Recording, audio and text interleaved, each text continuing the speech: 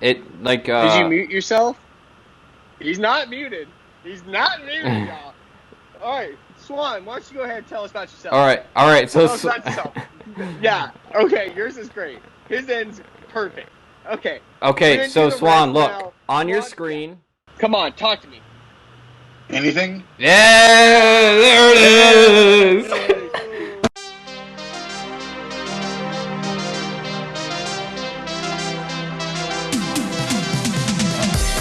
Yeah. Oh my god. Fuck.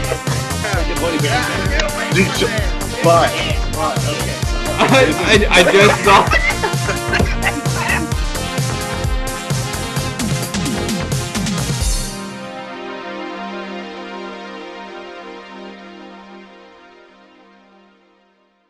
Well, welcome to the DDM Podcast. We got Gregg Bucell, who does all kinds of weird stuff. I don't even know what he does. He just kind of is around. And then you got Nick Swann over in CoreWorks with the CoreWorks shirt on. And I'm just kidding. He's out at Fortunato, but he does a lot of FD cool stuff. But then you also run a lot of grids at some big events, all kinds of cool stuff as well. So these guys have been around for a little bit, and they know some stuff, it sounds like. But I guess we can go into whatever you want, but maybe quick, let's do basic. Who are you, just so people have been living under a rock, they don't know who you are. You lead off. Fantastic. Again, Gregory Bucell, don't really know what I do every day, but I found myself inside the industry. I do. I run sales and marketing for a company called CoreWorks, based out of Atlanta, Georgia. It's kind of like a Japanese tuner, hot rod shop that is kind of really extended to like a real fun, unique boutique feel, as well as assist with partnerships at Grid Life. Unique boutique. Unique boutique! Oh my god! I like that. Yo! Okay, check this out, Swann. Check this out. I got an LLC. I got a company now. Okay, I just got a company. So they were like going through different names. So the name of my company, my LLC, is OGs. Yeah. What? I'm into that. Keep it broad. Yeah. Keep it broad. I'm into that. Yeah, Keep it that's broad. really good. How did you get that approved? How does no one taking that? It was like OGG, and that was too close to like another company. And then we went through like all this other crap. And then I just realized, like, nobody gives a fuck about your LLC name. They want to know what your product is. Well, also, OGs LLC name can be, LLC name isn't anything you have to use. Like, there's tons of, like, business names that have, like, a different LLC or, like, some umbrella, like, whatever. But, dude, OGs? OGs. OGs. Thought it was great. Yeah. There we go. So, Swann, who are you? No, you weren't done. You go. No, you do a lot. There's a lot of this stuff you do. Tell them more. Okay. Because I'm going to go and then you're going to remember some shit that you do and you'll be like, oh, I also do this. So you go on. I know. Oh my God. It happens every time. Yeah. Okay. So started out in the industry working for a company called S3 Magazine. Great magazine. Learned a lot through them. Learned how to work with companies throughout the industry. It's like the only remaining print magazine right now, isn't it? One of the only remaining. It is. Mm-hmm. Fun fact, it's the only company that legally can still print on paper. What? Everybody else has gone digital. Yep. They just ruined trees. Great company, still around. Dude, there's so many trees in Georgia, though, so fuck it. Whatever. Like, Right. Yeah. Right. Did you know that we used to be like the cotton capital of the world in Atlanta, Georgia? What? This conversation is going nowhere good, dude. Well, I mean, as a fellow Southern boy. Yeah. So, all right. Now you're at the Unique Boutique. Unique Boutique. I work with Grid Life, helping partnerships. I'm also one of the 3 judges at events called Clutch Kickers. Based out of Florida. Beautiful location, beautiful event. We'll dip into that a little bit later, I hope. And I've known Swann. Since I think I was 16, 17 years old.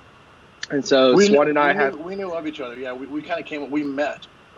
We didn't even put it together until we became close friends. But the first time we met, we met and then we weren't friends for like a few years. And then afterward, we kind of like trace the steps back to like what was it? Was it Honda Tech at 100 Oaks? Honda Tech over by your old house, yeah. Or no, yeah. It's a skate park. Honda Tech. Skate park Honda Tech, and that was dude. What year was that? Was like 2000. I think even before that we had nachos together. Did we have nachos together? No, that was after. That was after? Okay, good nachos. Because you came up to see Zeus at track 1, and I met Zeus, and even though Zeus, and shout out Mike Zeus, and throwback to track 1. So I actually, even though Zeus was from like South Nashville, like Franklin area, I didn't really link up with him until I was already like rooted in the Midwest doing like MDU. Nick Thomas drove MDU 2012 maybe, and that's when of course track 1 was a sponsor. Zeus was there. We linked up. I was hanging at Zeus at track 1 one night. Track 1. And Mark Lenardon was there. Yeah. Mark Lenardon was there. Rest in peace. That was actually almost to the day 5 years ago. So, quick shout out to Mark and his family and all of our friends. But, Mike was like, my friend Gregg from Atlanta, S3 Magazine. It was S3 Magazine Gregg back in the day. Yeah. He's like, Gregg's coming up. And I was like, I know the dude. I've heard of him. Like, we've met and stuff, but I don't really. And so Mark was like, he's cool or whatever. And then you came up and you had a trunk full of magazines, and I was fresh in the industry, so like a free magazine was sick, and you gave me like 20. Dude, I was like, this dude's doing it. We had a good time. A bunch time. of free magazines. Yeah, we had a good time. And then we had nachos. And we had nachos. Yeah. Is that still around? So, I don't know. That's another Zeusing question, because he still is in the area. I don't know if nachos is still around, but if it is, shout out to Nashville. Dude, shout out to nachos. Shout out to nachos. So I had nachos for dinner tonight. What'd you have for dinner? Yeah, but not nachos. Not nachos. Because nachos were like it was like they were nachos style nachos. Nachos, yes. Okay, all so right. Spencer, the nachos literally, person, and he has his own nachos, and nachos are next level, dude. If you never had diced carrots on nachos, you're missing out. What? Yeah, it's weird, dude. I know. Trust me, it's strange, but it's so good. Yes. So, yes. But yes, I would have been my first choice, but yeah, no. Well, you don't know what comes on them. Like Susan was just like, "Yo." So we went to this place called Nachos, and I'm not about to ask, what do I get at Nachos? You can get nachos at Nachos. Right. And he's like, but if you're getting nachos at Nachos, you get nachos. Get nachos. Okay. Nachos. Yeah. So we should have played a drinking game to drink every time somebody said nachos. Right. Or shout. Literally kind of forgot we were on a podcast there for a second. I thought we were that's okay. Greg, you're still in the middle of your introduction, so keep talking about yourself. Okay, yeah. Let's keep. I love talking about myself, by the way. Gregg Bucell. I love talking about myself. And so, I've known Swann for this amount of time. Again, I have a drift car myself. It doesn't run. It never will. And I drive a Honda Fit. I got a 240. It's a giant waste of money, but it's cool. It's cool. I've grown to accept the fact, and I take social media pictures of it once a blue moon. Gets a lot of likes, kind of hypes me up, and that's kind of a big deal. Kind of a big deal. I'm not a cocky person, but I am a big deal. Uh-oh. Kind of a big deal. Okay, so let's see. Because for a while there, Greg, and I'm doing this on the fly. This is not staged. Go at me. You and I were in a race to we were like neck and neck in followers for a while, right? Oh, you're definitely winning. Am I? Swann, by the way, is crushing social media game. Have you ever seen a post? If you haven't seen a post from Nick Swann, do yourself a favor, go see a post. No. Detail. No, not my. Okay. I do have an attention to detail, but not my personal. I'm taking a lot of. So one of the things. Oh wait. Are we segueing into what I do? Can I do my intro now? Yeah, do yours. Okay. You got mine! But there's one other thing that Greg does. But I don't know if you're doing it in 2020. Are you still spotting for Literal this year? Yeah. So I'm Ryan Literal's team spotter. Thank you for pointing that out. So I travel Formula Drift Pro 1 as a team manager for Quarter Works and Ryan Literal Racing as his spotter. And then I help assist a couple Pro 2 drivers as well with their programs. Greg's the go-to guy at Quarter Works, which, again, the Unique Boutique. God, I love that. Unique Boutique's so sick. So good. That's awesome. So, and get some lights on. And another one, big ups to Quarter Works because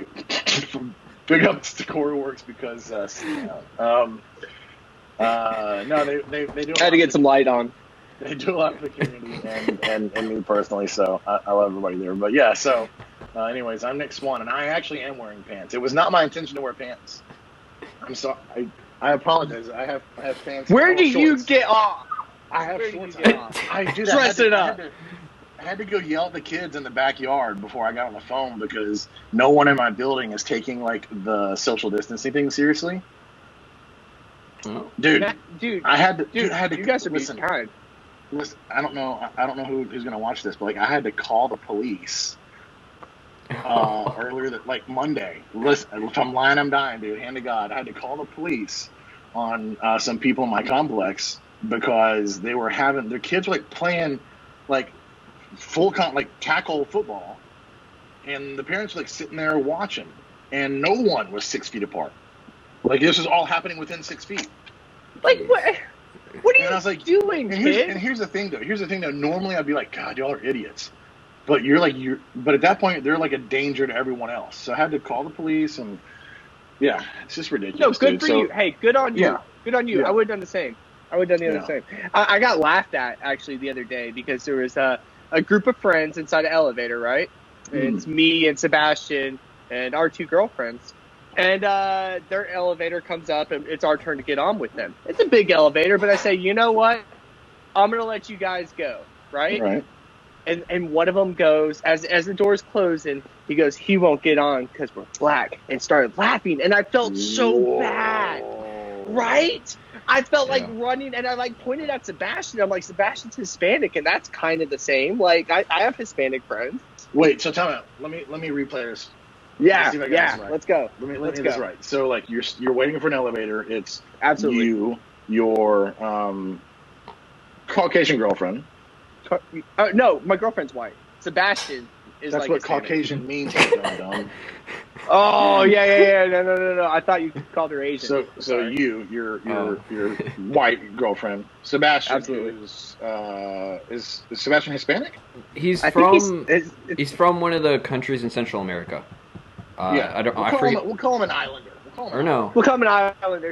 Or maybe it's Colombia or something. It might be South America, northern part of South America. It might be Colombia or something. Seabass would be cool with being an islander. So we'll call him an islander. I feel bad because I should know this too. His girlfriend. I work with him every day. His girlfriend is from the same place he is from. I do know that. The island. So it's two white people, two islanders. Yes. And a group of African Americans. Mm-hmm. Well, and you left the African Americans. You give them the elevator. Polite move. Right. Mm-hmm. Right. Okay. And then as the door is shutting, because you do this out of safety for them and for you. Safety for everybody. Correct. Mm-hmm. Correct. And as the door is shutting, one of the African Americans says, "It's because we're black." And your first move is to point at your minority friend. That's what you did? That's how it sounds.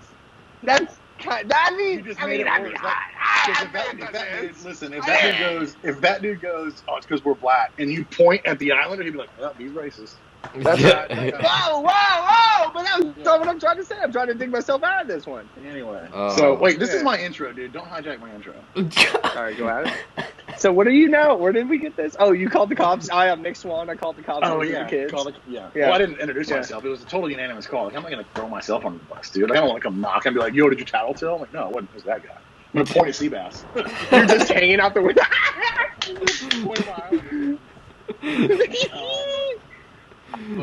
No, honestly, like, I feel like I'm going to start making friends with the cops. I had to call. I live in a building full of SoundCloud rappers, and everybody's coming out with new albums, dude. It is lit. It's hot. In the building right now. Yeah. It's hot right now. So, yeah. Shout out to my friends at Fortunato that didn't tell me to not get a lease where I got a lease. It's not a good place. I'm not happy here. No. This just keeps happening sometimes. I love Richmond. I adore the city of Richmond. I love living here. I love my job and who I work with. But I found like the little in between Richmond and where Fortunato's office is. Mm-hmm. And I found a little bit of hood, and that's where I am. So, yeah. Damn. But anyways, hey man, living and learning, dude. Living and learning. Yeah. You need to get yourself an islander, friend. Oh man, there's a few around here. Okay, Yeah. cool. Tight. So anyway, tight. I'm Nick Swann. Day to day, I work for Fortune Auto here in Richmond, Virginia. Digital marketing is my title. So again, I'm on the social media front, Instagram, Facebook, all interactions, and writing the captions. I work with one of my really good friends, Fizzy, there, who creates the photos and the videos. He's a jack of all trades, from building our website and stuff. So he does a lot of he creates a lot of the images that we're able to share. But I write the content, and then we're going to be releasing a blog here soon to backdate some stuff, and kind of in an attempt to like educate our customers and clients more on who we are and why we are the way we are. Mm-hmm. I also work with drivers. I'm kind of on the driver front with Fortune Auto as well. I'm kind of like the go-to guy for mostly drifting, but I do set up some programs for road racing and time attacking and stuff. But mostly that's my other guy, Devin, at Fortune Auto. I do have a driver program, and as you were asking earlier before I think we started recording, I do have a pretty sick spread of drivers, Greg, for Fortune this year, but I don't want to just like lay it out by name, because due to the situation we're in with the virus and stuff, we're having to restructure some programs, and I hope I don't lose any drivers because of it, but because we're unable to do everything at full capacity like we planned on financially, I'll totally understand if things have to get reconsidered, but I just hope it doesn't come to that. I don't think it will. I've got a really strong lineup of drivers, really good people, like as far as character goes, not just as drivers, but really, really sick spread. Mm-hmm. And then, Monday through Friday, I'm at Fortune Auto, and then, so on the, I usually say on the side, not even on the side, but like weekends, I'm pretty much everywhere Greg is. Greg and I, everything that any extracurricular stuff that he's doing, I do as well. We've kind of, and that's a result of kind of just coming up together in the industry, in the community, working together, him and I, back in the day. I think I brought you in to help us with Midwest Drift Unions and Drift Indie stuff. Right. And then those guys, Edgar, TR, and they brought you in even outside of me working for them. After I kind of started to take my own path to some other stuff, they brought you in to do the street league stuff they were doing, which they're bringing back. That was fun. Year. Star Bash and things like that. So, but then that kind of blossomed into Grid Life. I think it wasn't long after. I think it was during towards the end of, not the end, but towards the beginning of the hiatus that MDU took a year or so ago. Shortly before that was when Chris Stewart from Grid Life approached me at SEMA at the end of 2015. Kind of gave me a rundown that they were growing the program and the production, and they wanted to bring me in to run their drift program. So I did that following year in 16. I took you, Greg, to Midwest with me, and kind of put roots down. You and I both did. It was our first Grid Life together, and we haven't missed one since. It just kind of hit the ground running, and it was it was really cool because you went there and to help me, and that was a disaster. Remember? It was. But listen, it's not even in a bad way. It was a total blessing in disguise because you found a really dope groove. I'll never forget that weekend because you were on track, eager to help me because you brought you went to that event with me just to be in at the event and as a part of the community and represent S3 and everything you were doing, and they needed you for other stuff. It was really sick because your personality is super strong. It's very contagious, and you're great at what you do as far as working with partners and bringing people in and accommodating and making them feel welcome. So you were terrible with me on track, and fortunately you are great. I didn't do very good. Y'all. I'm not very good as an on-track personality. But it makes a good story, and you found a really good groove. And like I said, we haven't missed one since because we both have jobs there now. So yeah. And then again, as well, we'll get into it here in a second, but I'm also running grid for the Clutch Kickers $100,000 Drift Series this year that Gregg is judging for, alongside our friend Pat Gooden and Rob Parsons. Mm-hmm. And we are 2 rounds into that season. Spencer, I know because you've been there with us. Mm-hmm. And then also I've been, up until this point, I've been spotting for Dirk Stratton in Formula Drift in the Stratton Chevy Corvette. And we're 4 years into that now. So Dirk just finished his 2nd year in pro, and we did 2 years of pro too. Mm-hmm. Before that, Dirk was MDU champion in 2015, and I believe he made his pro-am debut in 14. So we did 2 years pro-am, 2 years pro 2, 2 years pro. Yeah. So, but yeah, I remember him from Streets of Detroit when he unloaded that car at Streets of Detroit. Super special. That S13. So Detroit was we could do an entire podcast about that event like that. I am so sad I never got to go to that. Dude, you would have ate that shit. The first year we did it, which was Gregg, I believe it was the year before you went, and before Dirk was there, 2013. Yeah. We had more people on our media list than we had drivers. There were so many people that wanted to shoot it, and we were so eager for that event to hit hard. We just didn't cap media. I think there was 50 or 60 people shooting that event. And it looked like an old Group C rally event because it was like the Wild West, dude. There wasn't any barricades or barriers. People were standing into the track and moving when a car would come by just to get the shot. But what sucked is there's so many vests in every photo because there were so many media personnel there. But yeah, 3 years we did that event. Gregg was there for 14 and 15. Dirk debuted he made his competitive drifting debut at Detroit in 2014.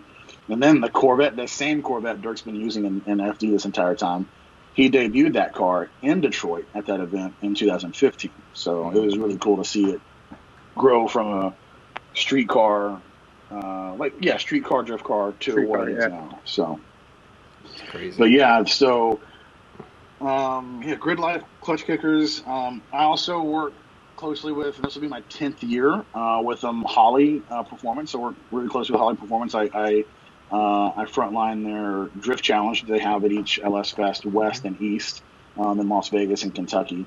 And as of last year, we're one down on this one. We did a Ford Fest last year as well. Mm-hmm. So 3 festivals a year with Holly that I do. And again, this will be my 10th year working with them, so that's pretty sick. And I'm trying to think if I'm missing anything. I want to make sure I give everybody credit. But yeah, I'm just kind of all over the place. Just like you, Gregg, we kind of, and Spencer, you can relate too. Whenever we get the call, if there's an opportunity there, we pack up and we go. And, if you go to shoot, Gregg, you go to hype people up, you go to judge, you go to work with partners. I'll go to run grid or work with a driver. Everybody kind of has their own role. And, but yeah, all over the place. I'm pretty sure that's all I have scheduled this year. But I'm always down to pick up. I usually end up picking up odds and events. OSW. I do a couple events a year with OSW, Orlando Speed World, down in Central Florida. Pat Gooden and Tommy Roche. I think it's Roche. Roach. It's not Roche. It's Roush. I think it's Roche. No, I think it's Roche. It's Roush. No, it's Roche because he's not even kidding. I think Tommy has, it's French or from the Bayou or something like that. It's Roche. Do you think it's a bit Florida Bayou? Yeah. But Tommy also speaks Spanish. Dude, Tommy. Everybody in Florida. Tommy's got his own story. Anyway, I do Spring Break Bash, Black Friday Drift, and with OSW. So, and the last event I did before the current shutdown we're all in was Spring Break Bash in Orlando with OSW. So that was really cool. Nice. Yeah. So yeah, now that we're an hour into the podcast, we have everybody's intros done. What do y'all want to talk about? Again, totally forgot this was an actual podcast. Thought we were just hanging out talking, but we are hanging out talking. That's what we do. Yeah. So what do you want to go into first? What do you want to know? So Swann has his side, I have my side. They intervene throughout the entire year for sure. Well, the thing is there's so much things people don't know. So let's start into the crazy shit first. Let's just go, okay. You guys know a lot of FD people or associated somewhat with FD. So what the heck is going on this year? Because I would like to know, personally. Oh, boy. Oof. Well, what do you want to know first? Well, let me start off by saying we are in no way affiliated with like the Formula Drift staff. We're not speaking on behalf of them. All we're going to be doing from here on out, when we're talking about FD, is speculating and stating opinions and theories. I think I love this. The rumor mill. I feel like the gears are turning within the rumor mill. I think there is some information that's being leaked, or again, from other parties, theories being formed and things like that. So we stand here again. It's not official. This does not reflect anything on behalf of FD, and I don't want to I don't want it to appear that way at all. So again, I'm a part of a team. Greg, you're a part of a team. Nate, you shoot content for a handful of these drivers. So this is all within our own respective programs. But FD has reached out and just kind of updated drivers and teams, and I'm not going to go into detail and quote them because it's confidential stuff. But from what we're being told, they are putting all efforts toward creating a season to happen this year in 2020. But naturally and obviously it's going to be delayed. By how much we don't know yet. But and neither do they. I don't think anybody knows exactly when this the dust is going to start to settle. But from what we're being told, FD has the intention of running a season. I'm not going to say if we know how many rounds it's going to be or locations or anything like that. But they're telling us they're working on a season. Yeah. Now my biggest worry about this is as we progress further into a year, we've heard multiple times that Formula Drift is trying to provide an 8-round series. Now, I'm no math scientist, but that just means we're going to have events go maybe November, maybe even December of this year. Now, correct me if I'm wrong. Which is okay in my opinion because, FD being based out of Southern California, I mean, me personally, Dirk and I, we went to Winter Jam with the Sonoma Drift guys at Sonoma Raceway the weekend before Christmas last year. And, I mean, it was chilly, it was a little damp, but it was totally doable weather for the 2 or 3 day, essentially 3-day event they did. Yeah. So, we do have, geographically speaking, the series, or any series for that matter, the community does have options to push the season into the winter months. And I would almost rather see the 2020 season run till the very, very end of the calendar year and give us a shorter off season between 20 and 21 than to cram 8 months of events or 6 months of events into 4 months or 3 months. Right. Especially just to end before December. Yeah. See, I that's going to be a really tough off season because now you have to look at the other perspectives, and this is something you've already thought of, I'm sure, but maybe some people may have thought about this. Is if that goes further into the season, say, round 8 is now at the end of November. Well, that has now surpassed things like SEMA, where a lot of these drivers plan to rebuild their program for the following season. It's past PRI out in Indy. A couple where these drivers are usually accustomed to closing out their program is now they're going to have to try and restructure how they do that and how they approach that. And with a shorter off season, we're most likely going to see less new builds. It's going to be maybe a couple, same cars, new body kits, freshened up with a better livery for 2021. But I think it's going to dramatically affect how we see 2021 as well. Yeah, I agree with that. But also on the same note as around the time as the trade shows, SEMA, PRI, and things like that. I can't speak for every brand out there naturally, but for us, I know I've written plenty of contracts that are based on a calendar year. So even when Nate, let's say you're the driver, and Greg and I are the company, and you sign with our company for the 2020 season.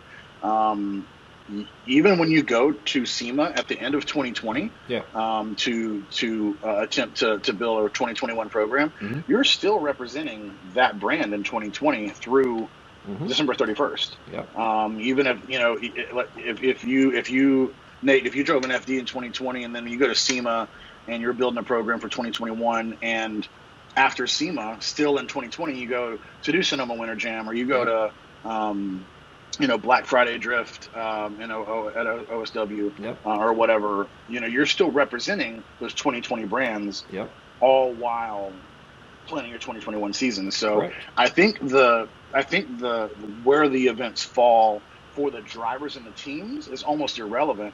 I think it's more so gonna hurt or help FD as a brand itself, because come SEMA,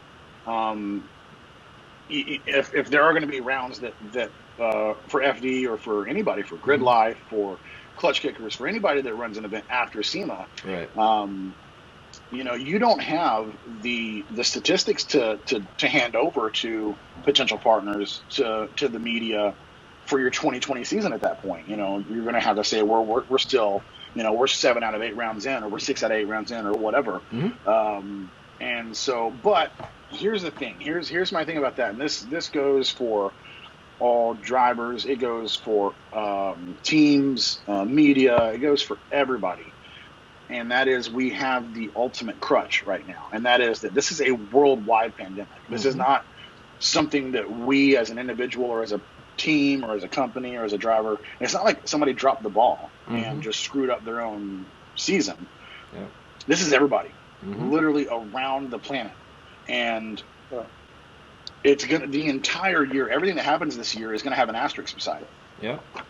Because it's the year of the it's like the return of it's like the comeback tour of the bird flu, or SARS, or whatever you want to call it. Like it's got all of us kind of in a bind, and from here until literally this time next year, like we're at the beginning of the 2020 season right now.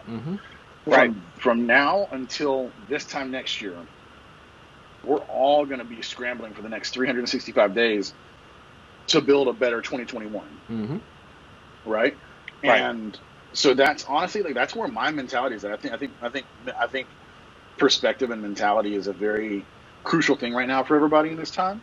And I'm already focusing mentally on 2021. Like, even within Fortunato, within Grid Life, Clutch Kickers, me personally, I'm already 2021 building. And for 2020, dude, I'm just along for the ride, dude.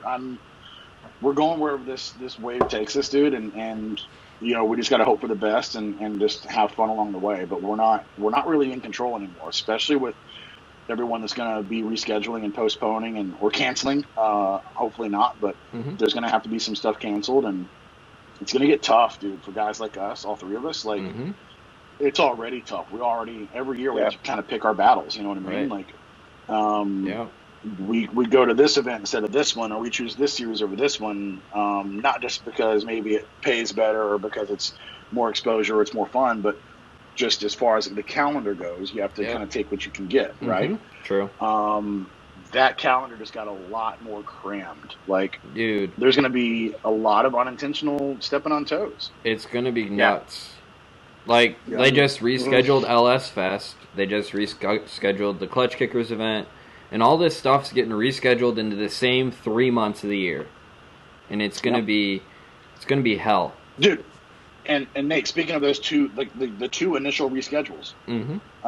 So I contracted Clutch Kickers to run Grid for their entire season, minus their round 3, which was the next round, because it conflicted with LS Fest West. Right. Well, both those events got rescheduled. Guess when they rescheduled? The same weekend. So I'm still missing the Clutch Kickers event. So the first 2 events that rescheduled conflicted. So that's like a good example of what we can plan to see throughout the season. Can you?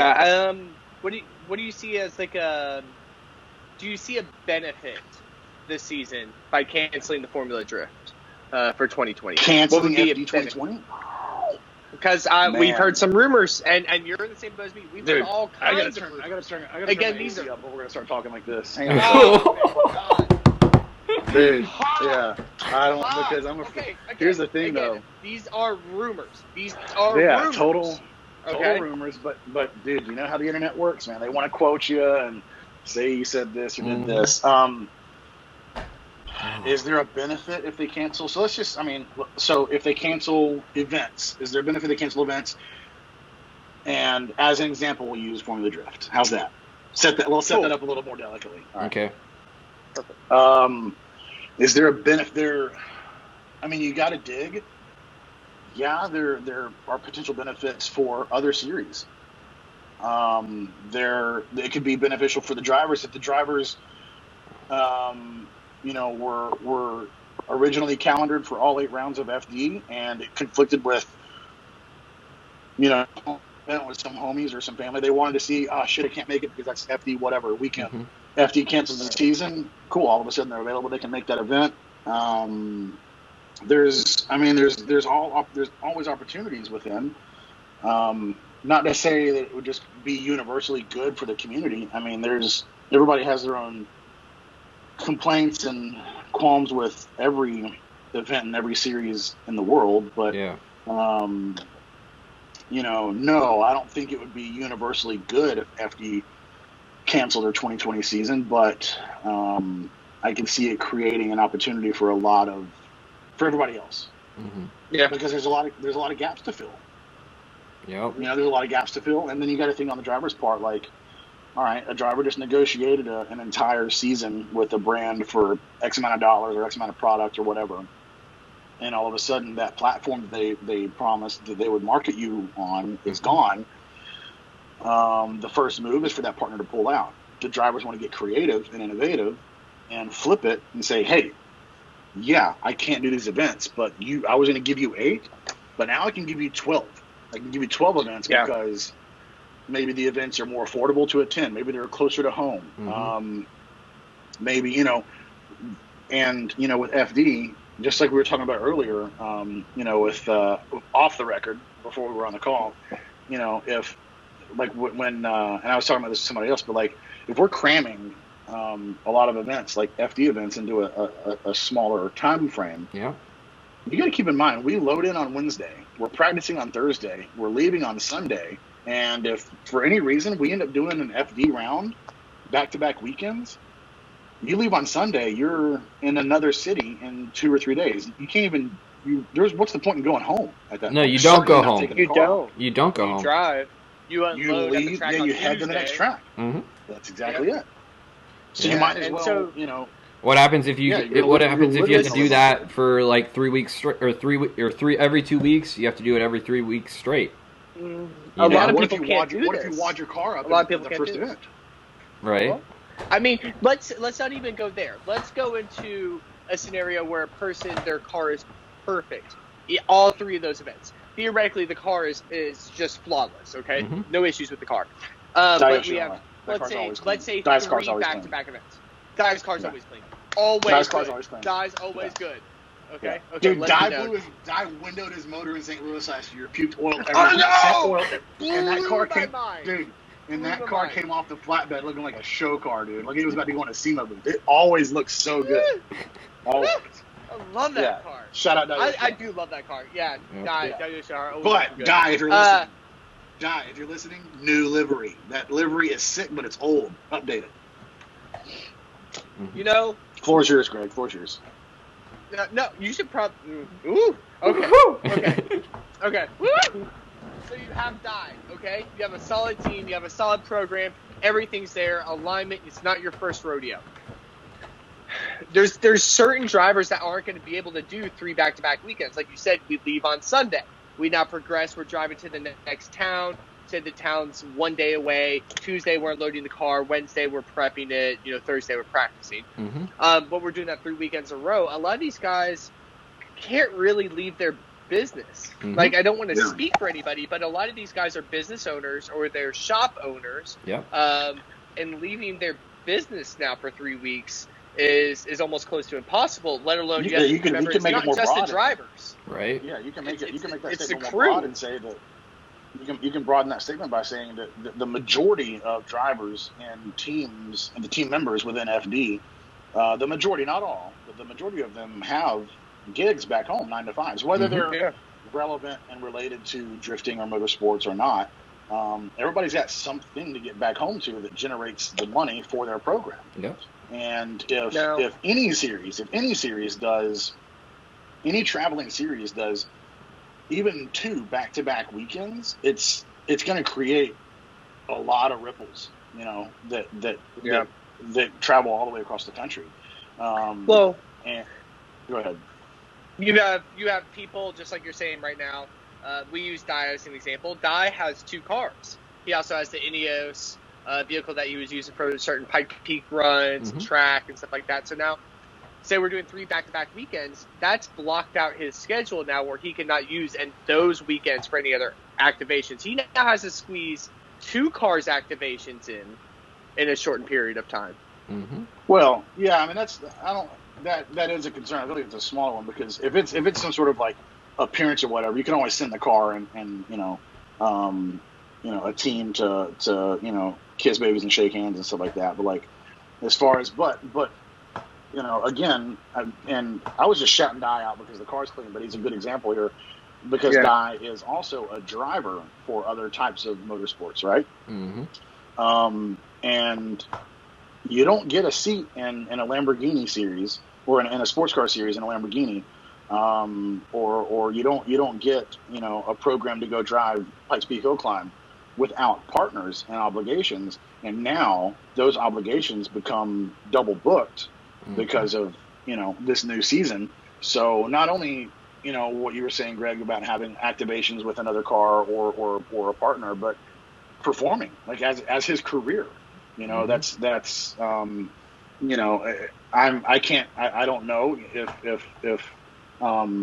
Dye or whoever is making money when they drive an FD, but you can't help but think if you're a career race car driver, you're getting paid to do it, and if there are other events that help pay your annual salary or your annual income, you're doing less of those because you're doing them in a smaller time window because of scheduling conflicts. So I think there's almost too many things to take into account when rescheduling. You kind of have to just say fuck it at some point. Be like, we got to do what we got to do.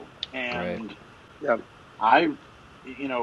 whether it's a series that we work for or that I work for or not, I really, really feel for event coordinators right now that are having a calendar and reschedule their events. It's a bad place to be. I can't imagine right now. So what larger organizations, let's say NASCAR, are they still running their series for 2020? Right now NASCAR season is canceled indefinitely. Well, they're doing iRacing. NASCAR's doing a lot digitally right now. Mm-hmm. Right. Which is NASCAR. I believe think Indy, not Indy, but F1's doing it. I don't know if it's like as competitive and as like and as the televised. I don't know. Or is televised. I don't know if F1 is as televised and as big of a deal as what NASCAR is doing, but it's I believe a lot of NASCAR programs are being rewritten to obligate their drivers to participate in this iRacing, and it's like part of their career. Their 2020 program is to play video games. Well, I heard, and this was an article that I saw, that one of the drivers lost his sponsors because he quit one of the races. He rage quitted. The dude got mad at the game. Stop! What? Dude got mad at the game, threw the sticks, and just said, I can't play this game, and quit the race. And lost his real life sponsors. Lost the gig because he got mad at a video game. No! This is dude. No! That's what I heard too. Yeah. Just like, what's funny? Because like all he did was turn off his computer, and he's like, I'm going to bed. And he probably woke up like, oh my God. Yeah. Just walking away from a video game turned into walking away from your career. Mm-hmm. When did that happen? happen? No, I don't think it's that aggressive. I mean, I do think he Nate, I remember I just skimmed over the article too, but I think it was something along the lines of he either lost some partners or maybe he caught a fine. I think he may have been fined from NASCAR or like whoever's I think it was his title sponsor dropped him. Is what I saw. If there's any repercussions at all, it's hilarious. Yo, Core Works and Fortune, I don't need to pick up a NASCAR driver. We can get one for cheap right now. The dude just got fired. And all he's got to do is get back on pick up the sticks, boy. That's all we got to do, man. We don't even need a real race car. We will pay. No. His mortgage is too much.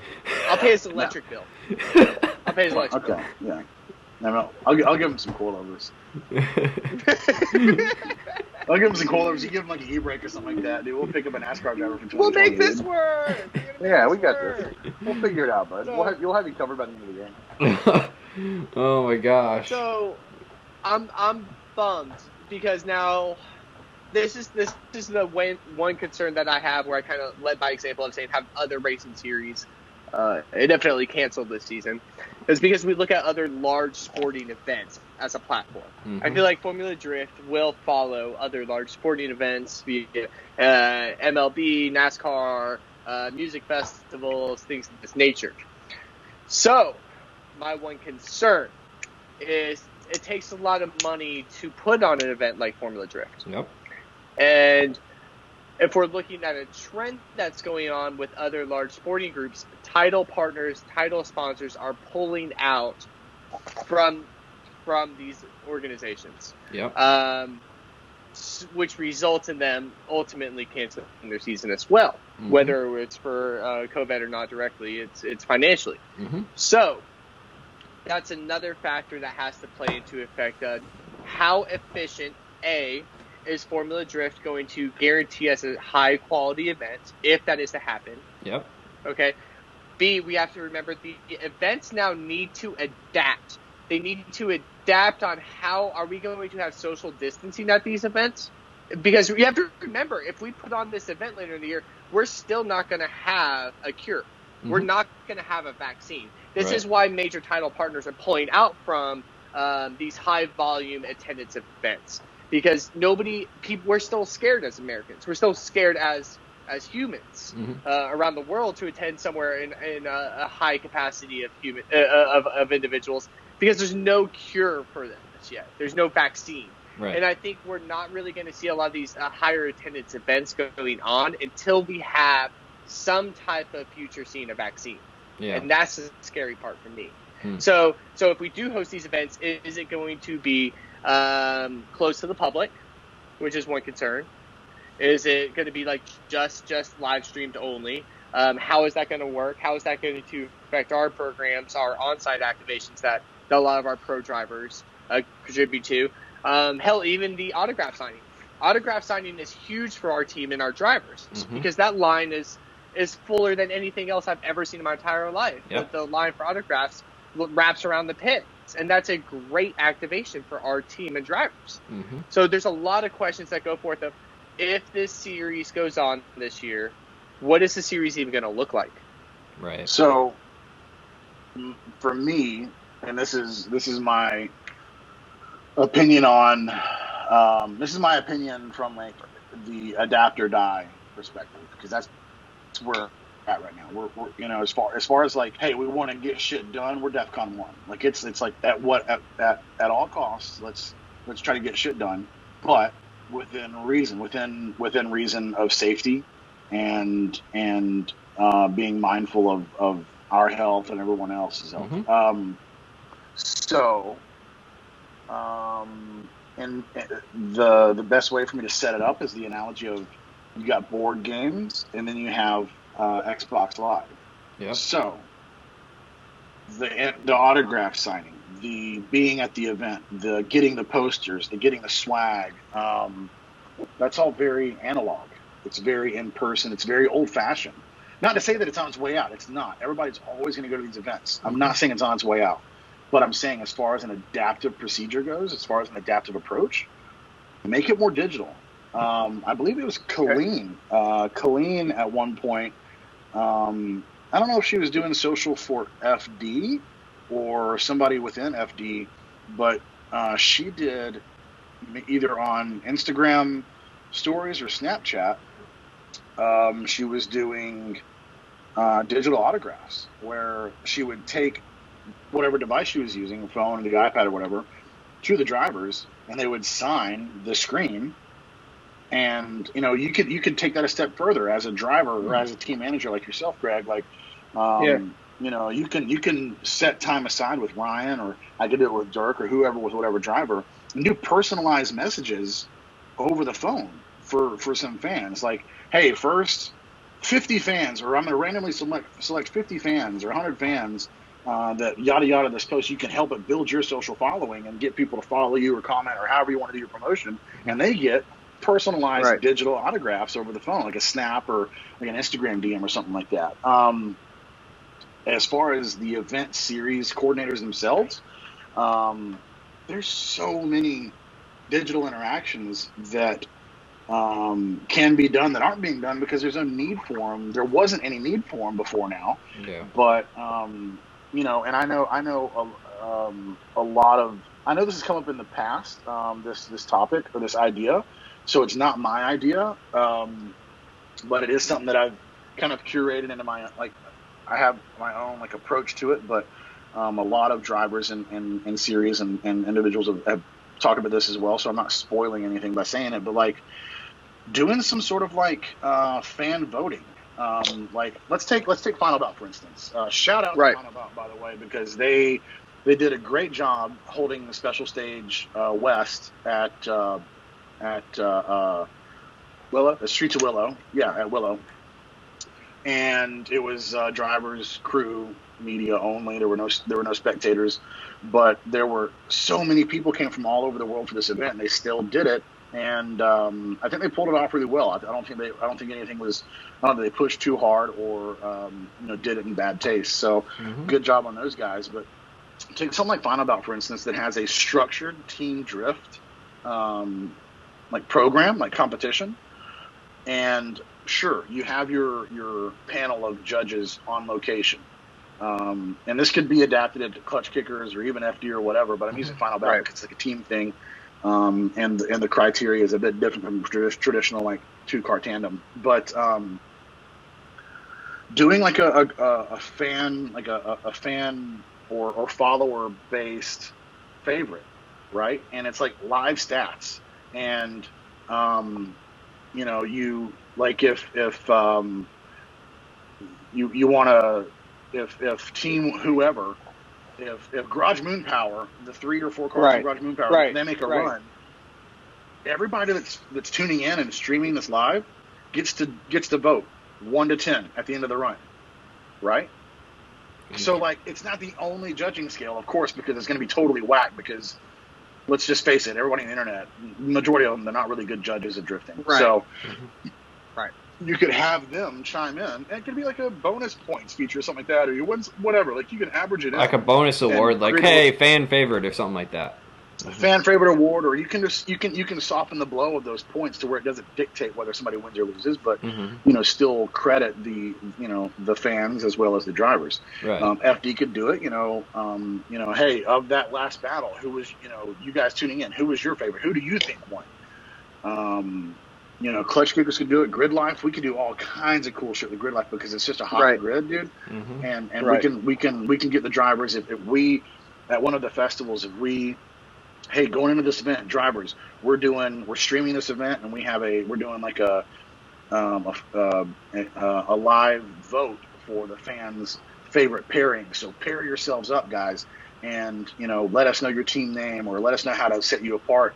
I could run grid accordingly and gap out, send 4 to 10 cars at a time that are on a team, gap it so that the viewers know what's going on, and then they vote. Like best drift or best top garage crash or whatever. But there's so many ways that you can engage people that are already tuning in before the disease, right? You get these people that are tuning in before all this happened. There's even more now because we're all stuck at home. Yeah. So why not activate with them? Why not include them and get their So are stuff? you Dude, I swear to God, are you embracing it spectator free? someone's going to do this better than I'm talking about, and I'm going to be sitting here looking like an idiot, like, oh, I should have done that, dude. Like, I'm just like, yeah. But anyway. No, I mean, so are you encouraging a spectator-free Formula Drift? Absolutely.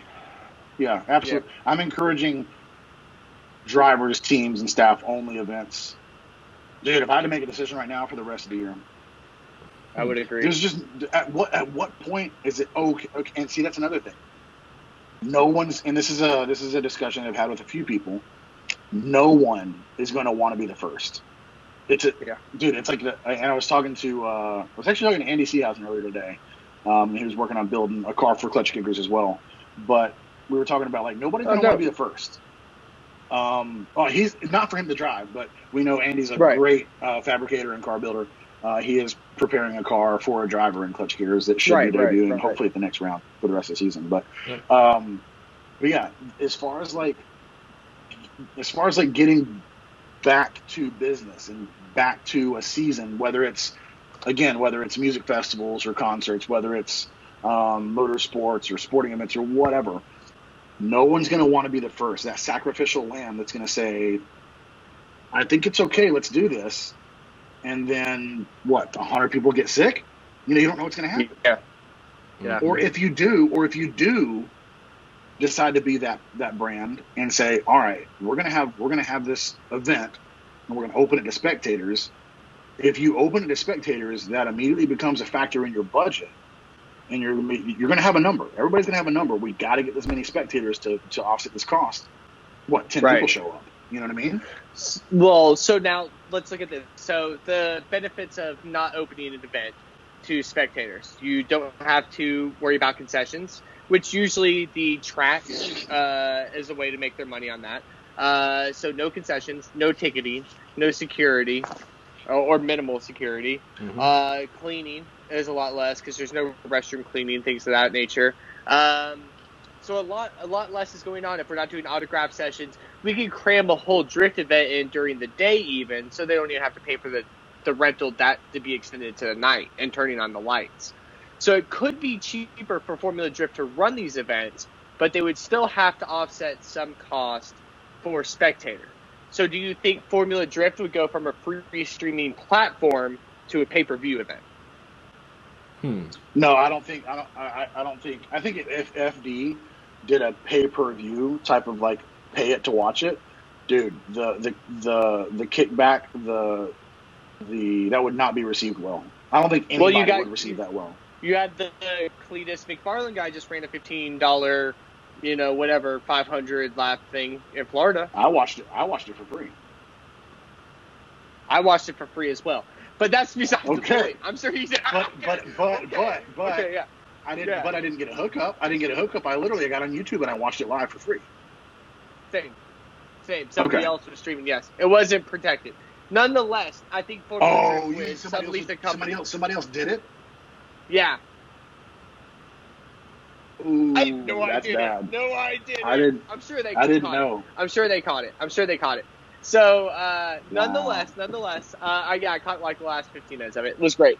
But that is something that we've never seen before, especially through vloggers. Vloggers usually ever charge for their content. Talk to me. What if Formula Drift started an OnlyFans? Dude, Formula Drift on OnlyFans. Clutch Kickers on OnlyFans. Grid Life on OnlyFans. Like, you want to see what it's really like? Dude, yes, man. Yep, that's it. Yeah, that's what. I'm into it. I don't. But I don't think. I personally, professionally, I don't think that.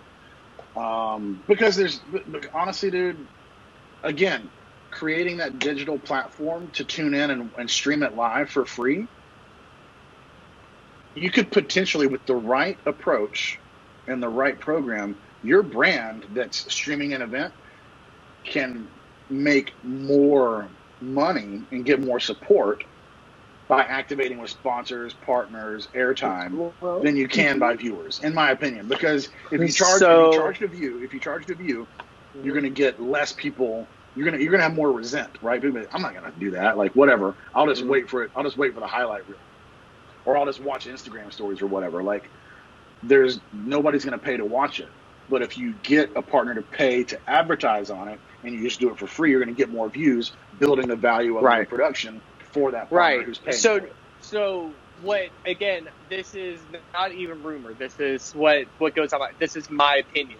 Is I look at the sponsors of the series are now losing on-site activation. Correct. There's no reason for them to have that was my point too. I was gonna add in was like, well, what about the people putting all the money into FD and sponsoring? You know. So most likely they're now going to get those advertisements for free or included. Not a big deal. Not a massive deal. I'm listening. But they will have listening. I'm going to go grab a water. Keep talking. Do your thing. You're doing great. Great apartment, by the way. Looks good. Nice. I like that. Is that eggshell? Eggshell white? Eggshell white. Where they just they spray the foam on the ceiling when I'm not here. Yeah. So what I look at now is, where is a company like Formula D not opening to the public? Where is it going to hurt in a negative manner? And I see sponsors losing on-site activation, drivers losing, which is not as big as sponsors, but drivers losing their on-site activation, selling gear, swag, T-shirts, creating some type of content with the spectators. That will be lost. Let's see, where you have to remember also the smaller vendors. Formula Drift is now losing vendor spots. That adds up in the long run for sure, I would imagine. So, but do the tracks cost the same to rent?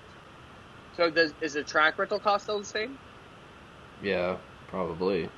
And insurance still the same? Well, again, I don't know. What's your pitch? No, what's your pitch though? That's the thing. So everything's negotiable. Putting on an every single thing, dude. Track rental, all that stuff. It's all negotiable, dude. It's what are you bringing to this venue, and sure. Like, what's your rate? My rate's what, $10,000 a day. All right, but hey, we got this worldwide pandemic right now. We're trying to bring something to your venue, but because of the pandemic and in the name of safety, we're not going to allow spectators. So. This is very experimental. It's never been done before. Help us out. Help us help you. Right. It's all situational. So do you think that all contracts are basically, not all contracts, I would say most all contracts that were set up for the season to run Formula Drift have been voided because of the disease? Again, I don't know. I wouldn't say voided, either, but I wouldn't say voided, but I would say confidently everything is up for discussion right now. Mm-hmm. Yeah. Everything is open for discussion and ideas on how to, because you got to keep in mind, everybody is suffering from this. It's not like somebody's sitting there holding all the gold. It's, so we're talking about it from like an event coordinator or a driver's point of view. Look at it from like the point of view of the people that they want to get that money from. They still need to make money. They still need this platform and this podium. They still need this exposure. Those companies need these event series just as much as the event series need them. So it's a help me help you situation here. It's not just like, as coordinators, we're stuck because we need your money. Well, we need to make money to give you. So how are you going to help us make that money? Mm-hmm. And it's not just about like who's going to collect the most money. You got to keep money moving. The movement of money is almost more important than the amount of money at this point. Mm-hmm. Right. So that's the thing is like everybody is in the same boat. Again, it's the biggest crutch ever because it's not one person or one group's fault. Yeah. I mean, as far as the subject goes, I think I saw like today, like someone was charged with like creating the coronavirus or something like that. So like, who knows? There's gonna be a documentary about this. Dude, there's gonna be a documentary about Tom Hanks. Tom Hanks is gonna be in a documentary about coronavirus in like 2 years. I can't wait. Captain now. No, I'm saying Tom Hanks because him and his wife recovered from coronavirus. Oh, he literally. That's right. Yeah, okay, he was. Let's talk documentaries. We're gonna get to. We're gonna get to it. Okay, let's go. We're gonna get to it. We're gonna get to it. Wait, are we about to talk about Tiger King? I want to see. Yes. Oh my God. No, we're gonna get to it. Hold on. Stop. Okay. First off, I want to see a documentary based around who the fuck started the toilet paper thing. I want to get to the bottom of that. More importantly, I don't care who started coronavirus. I'm over it. It's a thing. Who stole my boo-boo paper? That's what I'm here for. Give me a documentary series just like Tiger King. Do you guys think the guys? So obviously Pro 1's already all jacked up, but you think Pro 2's also going to be changed up this year, or possibly, or anything, or what are you guys thinking? I think it'll be a little bit easier to adapt to. Yeah. Pro 2, because you got to keep in mind already. I think, what was it, last season? There was like a 2 or maybe 3 month gap between Pro 2 rounds. It's almost like an entire off season within the season. Mm-hmm. So for FD to, if FD does a full 8-round season this year and Pro 2 gets 4 of them, in a way, it's giving those Pro 2 drivers, just like the pro drivers, more time to prepare their programs and their cars, but also like you're going to be able to, kind of like bang it out back to back a little quicker than normal. And if anything, cramming all of these events into a shorter time frame for Pro 2 might make it more of a normal feeling season for them. Yeah. That makes sense. If they're doing 4 out of 8 rounds, if they do 8 rounds, if they do 4 of those as Pro 2 rounds, and it would really suck if they did, like, let's say in theory, FD or anybody does back-to-back or back-to-back-to-back weekends, and even two. If they do back-to-back weekends and they're both Pro 2, that means there's driving on Wednesday, right? No, there's no. No, Thursday. On Wednesday. But there's still loaded on Thursday. Loaded on Thursday. Same amount of days. Or Same Wednesday. Amount of days. Yeah. They load in Wednesday. They drive Thursday. Yep. Yeah, they practice qualify Thursday. That's right. That's what it is. Mm-hmm. So, yeah, I mean, either way, like accommodating, in theory, 60 cars on a Pro and Pro 2 weekend, like to do it 2 weekends in a row. Dude, 60 cars, you're talking like 80. With the amount of Pro 2 drivers that, now run. Do a crammed season, I think if they do a crammed season, we're going to see fewer drivers. That's something we haven't talked about yet. Yeah. Is if FD does this season, how many drivers are going to commit? Right. And we still have to remember the number one thing about Pro 1 is we have a traveling ban. What about the overseas drivers? That's true. I was going to bring that up too, because it's like I'm sure Federico can't go anywhere. Federico, Daigo Saito, James Dean, Peter. There's a lot of drivers. But again, it falls back on that whole, like, we all have the same excuse, and if the drivers can't, that raises a whole new set of questions, and that is, is the car already stateside? Odds are yes, because you got to keep in mind Long Beach was canceled 3 weeks ago. Mm-hmm. You can't wait you can't wait till that late in the offseason to ship a car. Those cars were in transit. Those cars were here. Yep. So what does the driver do at that point? Do they ship the car back and hope to put something together in their home country, or do they themselves come over here, get with the team they were going to work with, and make something happen regardless, whether it's another event or it's their own original content or something, take advantage of the car being here. And I'm pretty confident in saying there's going to be events this year. By the end of 2020, there's going to be some events. We're all going to be on a racetrack together at some point this year. Mm-hmm. So what is your that creates an opportunity. opinion? What is your opinion on starting a season, say October, and it going through March, and that's just our new seasons? No, it won't be. You can't restructure an entire season and because that doesn't, in theory, it doesn't work because of the weather as a factor anywhere in the country. So and we're not going to restructure. We're not going to move the entire season and keep it spaced out as it was and run it right back to back with the 2021 season on normal schedule. I don't think we're going to change the schedule for the foreseeable years. It's literally, we have until the end of 2020 to get everything in. That's how I look at it. Like 2021, fresh start. That's how I look at it right now. Which is not a lot of time when you really look at it. Dude, we have 8 months left. We're 8 months left in the year. That's it. May's pretty much gone. Like maybe. Yeah, May's smoked. May's gone. Yeah, May's smoked. So we have 7 months, and nobody's going anywhere in December. Nobody's having an event in December. Nobody's doing that. It's not good for viewership. It's not good for anything like that. So, I mean, realistically, last event in November.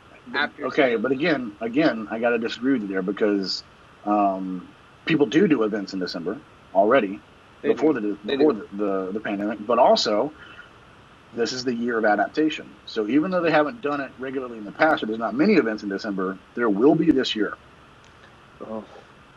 None of my family's getting Christmas presents. You put an event in December, I'm saving for Christmas. Dude. I get paid on the 20th, and that's when I buy my Christmas present. If you want to put an event in there, everybody's getting a T-shirt from whatever airport I'm flying out of. Yeah. No, they're all going to get Fortunato swag. Each and every person is getting Fortunato. All my gift wrap is going to say Hudson News on it. Yeah, boy, that's my boy. No, May's smoked, right? And let's just call it June. And in my personal professional opinion, it's going to be July. But let's call it June just for sake of the argument. Mm-hmm. 6 months. That's what we have. We have 6 months to do 9 months worth of events. Oh, boy. Now, if we adapt again to a larger, just looking at other events that have larger audiences, music festivals not starting till at least July. That's a full season from July to November, December. That is a hefty task for Pro 1 drivers and Pro 2 drivers to take on. I'm not saying it's not doable, but I think we're going to see for the first time a couple rounds where we're going to have a 22-car field. Oh, yeah, that's what I'm saying. To get back on the subject of that, whether any event series does or doesn't do a full season, regardless, attendance is going to be down as far as drivers go because the drivers are now having to pick and choose more than they did in the past because of how many schedule conflicts there's going to be. Yeah. And there's going to be a whole lot of new factors into choosing what events they go to. And it's going to come down to budget, which is going to be smaller. Mm-hmm. Mm-hmm. And if it's going to be more expensive to run an event that conflicts with a cheaper or closer event, financially speaking, it's going to be smarter to take the closer, cheaper event. Correct.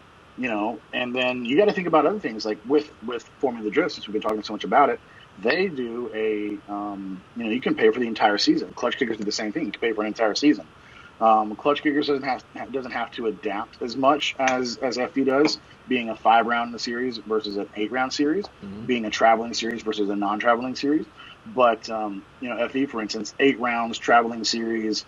If they do an 8-round a season, cramming it into 5-6 months, and a driver says, "Yo, I could potentially lose my job or lose my business if I do these 8 rounds," or hey, my partner's pulled out and I can no longer afford to do this. Mm-hmm. Is FD going to refund a driver's season? That's a lot of money. FD season is a lot of money. I would hope so. I would hope so too. Yeah, you're absolutely right. After hard cards and stuff, I'm just speaking from personal experience. Quarterworks is paid in full for our hard cards, for our media, for everything that we need to run a Formula Drift season to Formula Drift. And God forbid something was to happen, I would hope so, that they would be understanding. Just like you said, tracks and things like that are up for negotiation. I would hope that my personal investment in the Formula Drift is negotiable. I feel like every driver and team would agree to the same. Again, it's not like some drivers like, oh man, FD is more expensive than I thought it was. Can I get a refund? It's not like that. Mm-hmm. We're in a forced situation that none of us chose to be in, and everything's having to be reconsidered and rescheduled and rebudgeted. Yeah, because you got to think economically right now. How many people are hurting? How many people have lost their jobs? Everybody, dude. Everybody. So it's like, you have the biggest factoid that we're but we're just stating is Formula Drift is not profitable for a lot of the field, if not most of the field. Formula Drift is not profitable. So these drivers fund their season based off of what they do from their 9 to 5 or their company that they own. Their company that they own or 9 to 5 has probably already sustained a big damage financially. Now you want them to cram 8 events in a smaller season. Well, a lot of these drivers would run around, go back to their 9 to 5, save up, buy the tires a week before the event, go to the event, drain their bank account, and run the event, and continue on throughout the whole season. And it's not that it's a bad thing. I'm not trying to say that. What I'm trying to say is this is how a lot of Formula D drivers do their program. Yep. It's not a bad thing. It's people doing it for their passion of the sport, and I commend them. Mm-hmm. But I don't know of a lot of dudes that work like a regular 9 to 5 that could spend, 1/3 of a Pro 1 season, 3 rounds back to back. You're going to want to tell me that someone could just drop $25,000 just like that in 1 month? More than that. 3 events. Absolutely. Yeah. Mm-hmm. Absolutely. I mean, I'm just doing on a scale. And here's another thing, and this is generally speaking, but when things do begin to what I've been calling bounce back, like when we're on this bounce back, right? When we're not as strictly quarantined anymore, and there are events being hosted, and there is an event to attend. Keep in mind that, like you said, the majority of the FD field, the vast majority of the FD field, is spending money to compete in FD, yep. Not making money. Mm-hmm. Now, that being said, so to participate in a Formula Drift or any drift event for that matter, you're spending money mm-hmm. rather than making it. Yep. The other flip side of that, the same flip side, is that when you're not home, you're not making money either. And at that particular time when we're on this bounce back, the majority of these workers and small business owners need more so to be home for the bounce back to start generating money again mm-hmm. to make up for what was already lost. So it's like the potential loss is double or triple, if not more, if you're not home, if you're away for these events, spending Correct. So much money. Again, like it's every year is a numbers game, and every year for the majority of FD drivers, race car drivers in general, let's just put it that way, is at what point can I not spend any more money and still be okay? Yep. Right? Mm-hmm. Right. Like that's what it comes down to, is like, all right, what's my breaking point and how far can I stay from that breaking point in order to participate in this and, build opportunities to continue to do this, and offset the cost. For a small handful of drivers, it's, of course it's a making money deal, and that's a whole different story. But yeah, I think it's, I think the ripple effect, I think there's just so many factors that that are going into this that is going to affect driver attendance. And I'm personally more concerned about driver attendance than I am spectator attendance, because there's plenty of other ways to activate with fans and what would be spectators. I got to go to speakerphone, by the way, because I'm about to lose my headphones. Hang on 1 second, guys. Oh, mine's starting to go, too. Mine's starting to go. Yeah. It's a good conversation when these things start beeping. You guys got me? Yep, you're good. Absolutely. Let me turn my volume up. Check. Oh, wait. No. Oh, here we go. I got you. No, I don't. There we go. Can you hear me okay? There we go. Cool. Yeah. I just had to turn my speaker on. All right. Oh, wow. All right. What's up, bud? You wanna lighten the mode? You want to? Yeah. I can spill the beans on my Pro 2 team. I want to hear about this, because it's always fun. I strongly feel like I have 3 podium drivers. Oh, wow, that's a big statement there, boy. Let's do it. Big statement. Okay. I feel like I have 3 drivers that are CoreWorks title drivers. Okay. We have title sponsor drivers that could win the season. No pressure. No pressure to these 3 drivers. Wow. Okay. All right. First one. You want to guess? You already know. Yeah. You already know. Yeah, I do. Go ahead, Swann. I don't. Okay. You don't know? I'm trying to guess here. Well, the obvious one. Oh, you're talking Pro 2? First? Yeah. Pro 2. Well, I know one of them. Who's that? Well, I worked with them, so I know them. Okay, fantastic. But we got it. Garrett Denton. Yeah. Garrett Denton. So Yep. Garrett Denton will be renewed for this season. Who's number 2? Is he new to Pro 2? Yes, one of them is. Technically, yes. So one of the drivers is coming out of Pro-Am. One of them was in Pro 2, yes, already. Okay, so the driver that was not in Pro 2 last year, what Pro-Am series did he get licensed through? 2 different ones. Swann's good at this. I'm not as good as I used to be, though, and I'm not going to go to the internet right now. Are any of them my drivers? All right. So I have some ideas. I have 2 people in my head. Okay. So. All right, go at it. I love this game. This is a good game. I love this game. Did Mike Power get 2 licenses? No, but I would. Yes, but I would love him. But no, not him. Pollard. Pollard is a fucking fantastic driver. He's an amazing character. I think he's great. He's doing Pro 2 this season from what I've heard, and I'm very stoked for it, but it is not him. Okay. He's going to be extremely competitive. If he can keep the car on all 4 wheels, the dude will be extremely competitive. Were either of these next 2 drivers at Clutch Kickers round 1 or 2? Yes. What? You've seen the one coming into Pro 2 race Clutch Kickers.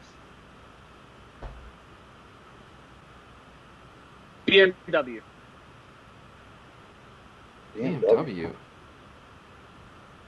Why am I going to blank right now? Game.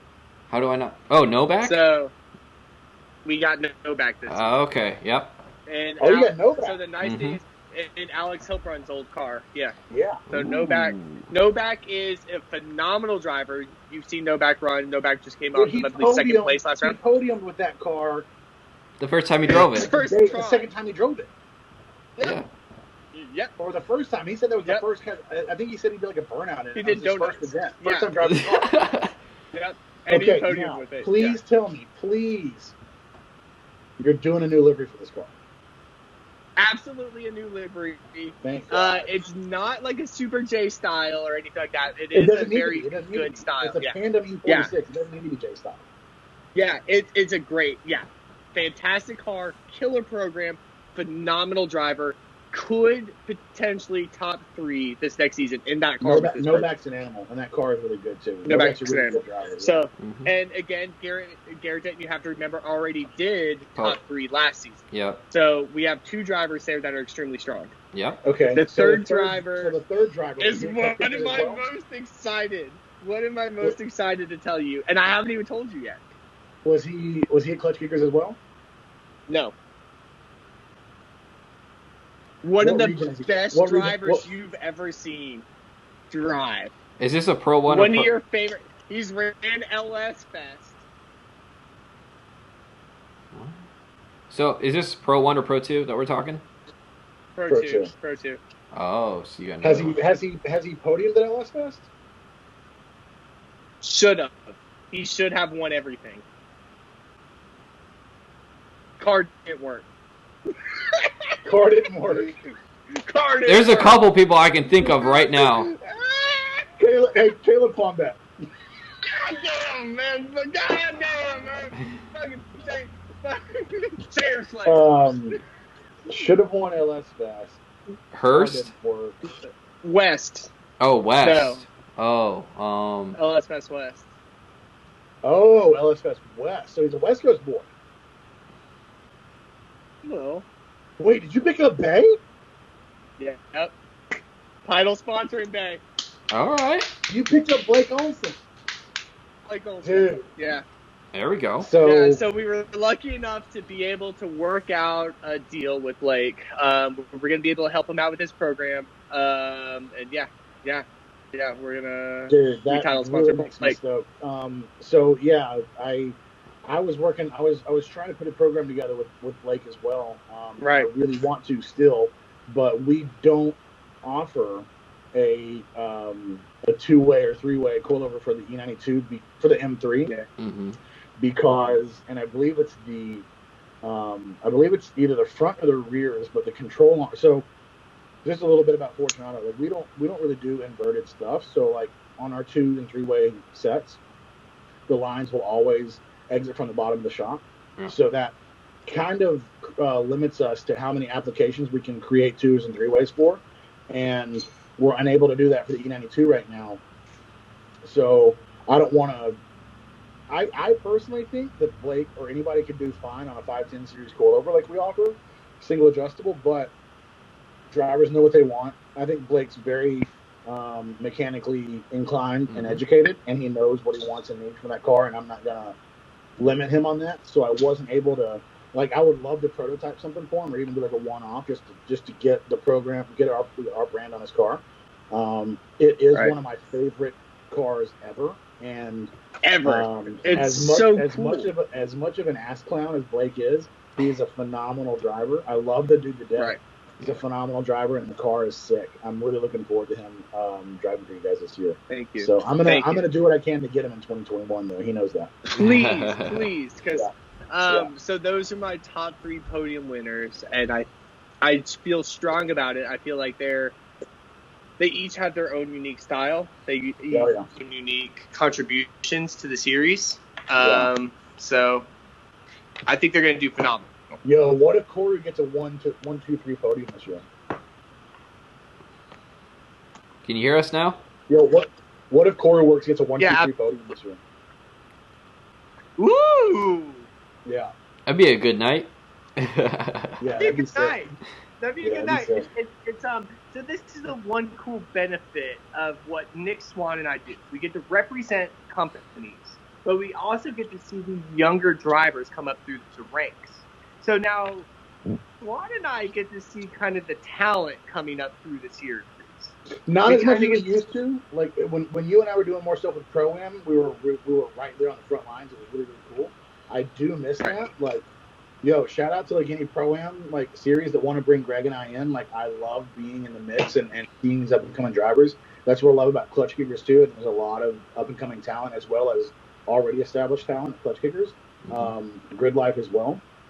But to be at Pro-Am, to see an entire season and see these drivers fighting tooth and nail through a 3 to 5 round season regionally against their own group of competitors, to build these rivalries and to see them progress, like that really helped in picking drivers to work with and create programs for them. I do miss that, but yeah, you're right. Like, it's a really cool position to be in, that we can be so many different places throughout a year and see to keep tabs on everybody in person. And when they come to us with an idea or a program, we can speak from experience and say where we've seen them and how they do it. So I got a 2-part question. So since you guys kind of work with your respective companies and looking at prospects for people to sponsor or look to work with, obviously all the time, 2 things. What are you looking for, and what do you think in a driver that you see potential in? And then 2, more of a business side, if a driver comes to you with a proposal, what are you kind of looking for in that aspect as well? Oh, dude, we're about to break some hearts. God damn it, we get this question so much. Yeah, I love answering the questions. I love it. So the one thing about Swann and I, which is kind of an unspoken thing, it's not on our resumes, but we are able to align drivers into their Pro 1, Pro 2 careers a little bit more comfortably if we wanted to. What that means is if we see that a driver is truly, truly talented in whether they do on or off the track, Swann and I can align that driver into something they need for their career path into Pro 1, Pro 2. Yep. Now, what do you want to say? There's a couple different criteria that go into it. If it's driving, if we want to pick a podium driver, Swann and I can hear that in the pits. We can hear a podium driver on track. We can hear throttle response. We know exactly what's going on. We can almost know exactly, like, that dude right there is going all out. That's a fucking killer driver. but nonetheless, we can also see what these drivers are doing off track, how they word themselves through their social media, how they present themselves. That's another thing as well. So when a driver, you have to remember, it's an extremely small industry. Oh, yeah. It's the smallest industry, dude. It really, really is. 99.9% how I work with my drivers is the drivers made themselves presentable to me, and I like what I saw. You have to approach me. For me to really, really consider you for something like for a sponsorship, I have to know first off that you want a sponsorship from me. Yep. I just can't, don't think that people just assume that sponsors just assume they see you driving hard and they assume they see you winning. Yep. You need to make that well known. Mm-hmm. Whether you do it as don't email blast me. Just come up to me. Be a homie. Bring me a beer and talk about Oh, dude, you and I are so different now. You and I are so much different. I love talking. Talking. But I need to be known. Second thing is, after I know you want to work with the program, what I'm going to say is, I need to see a proposal. What the proposal does to me is it shows that's your first line of defense that shows to me that you're professional in what you're trying to ask for. I ask for a proposal. If you send me a fucking Microsoft Word document, I'm not opening it. I'm not opening it. Dude, it better be a PDF at the very least. Right. And so a driver proposal just shows that you put together the effort to achieve a sponsorship. Yep. And then once you do that, then we'll see what your commitments are. And I need to know how you're going to follow through for commitments. I've had a lot of drivers as sponsors that didn't even finish the season. And shame on me. Shame on me for something like that. So, remind me again, Nate, it's a two-part question. What do we look for, and then what's the second part? Well, so one's kind of like, say you were like a scouter for picking next podium drivers. What are you looking for? And then it kind of goes into the other question, but again, when you're looking to like help out, or like a driver comes to you for a sponsorship, what are you looking for in that aspect of the driver? Okay, so it's like a 2-in-1 question. Yeah. Really quick though, fucking shout out Green Tank. So keep your hands clean, guys. There you go. Keep your hands sanitized, everybody. Keep your hands sanitized. Don't touch your face. So, yeah, Greg, you and I are very similar but different at the same time. My answer starts off with what I don't look for and what I don't want. Yep. And so to kind of 180 back, I'm as far as social media goes, I'm on the front line for Fortune Auto, yep. And it's a lot of what I do, and one of the most fun parts of my job is working with drivers in motorsport, particularly drifting. But every single day, it's either an email or a DM that I get. Yo, you guys do sponsorships? First off, know what the word means. If you look up sponsorship, it's monetary support. Mm-hmm. The vast majority of what I do, what Greg does, the vast majority of what the industry does is a partnership. Mm-hmm. It's not a sponsorship. You're not going to build a race car and decide to go drifting one year, and someone's going to write you a check and just say, report back at the end of the year and let me know how much you need. It's not going to happen. Second of all, nobody cares if you're going to put a fucking sticker on your car. Don't tell me you're going to rep our brand and do all this stuff for us. Drivers need to understand that you're not a make or break for any of these companies. Yep. You're coming to that company for help because you need them more than the company needs you.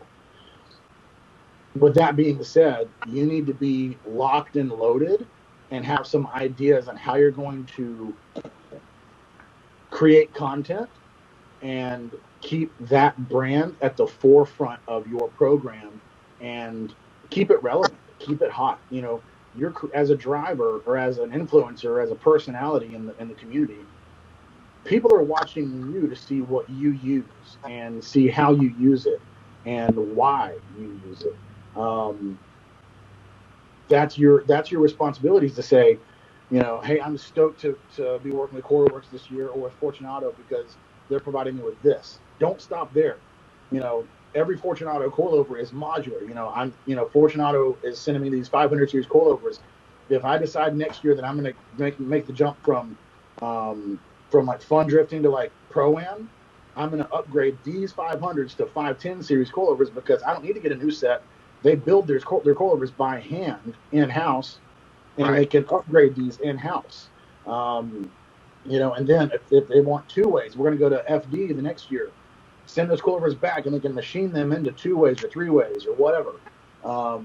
They need to be educated on the partners they're working with. So when a driver comes to me and says, I can rep your brand, we don't need you to rep our brand. What we need are drivers that are out there portraying the company well and educating their followers and creating a larger fan base for us. It's a mutual marketing partnership. And that's why you put stickers on your car, is to give advertising for the companies that help you out. And in turn, those companies should be sharing that content on their page, giving you credit for what you're doing as a driver. Yep. And a lot of companies miss this, drop this ball just like drivers do. Yep. But I think generally speaking, the problem with drivers is they all walk around with their hands out, boo-hoo, oh, pitiful me, I got to spend all this money.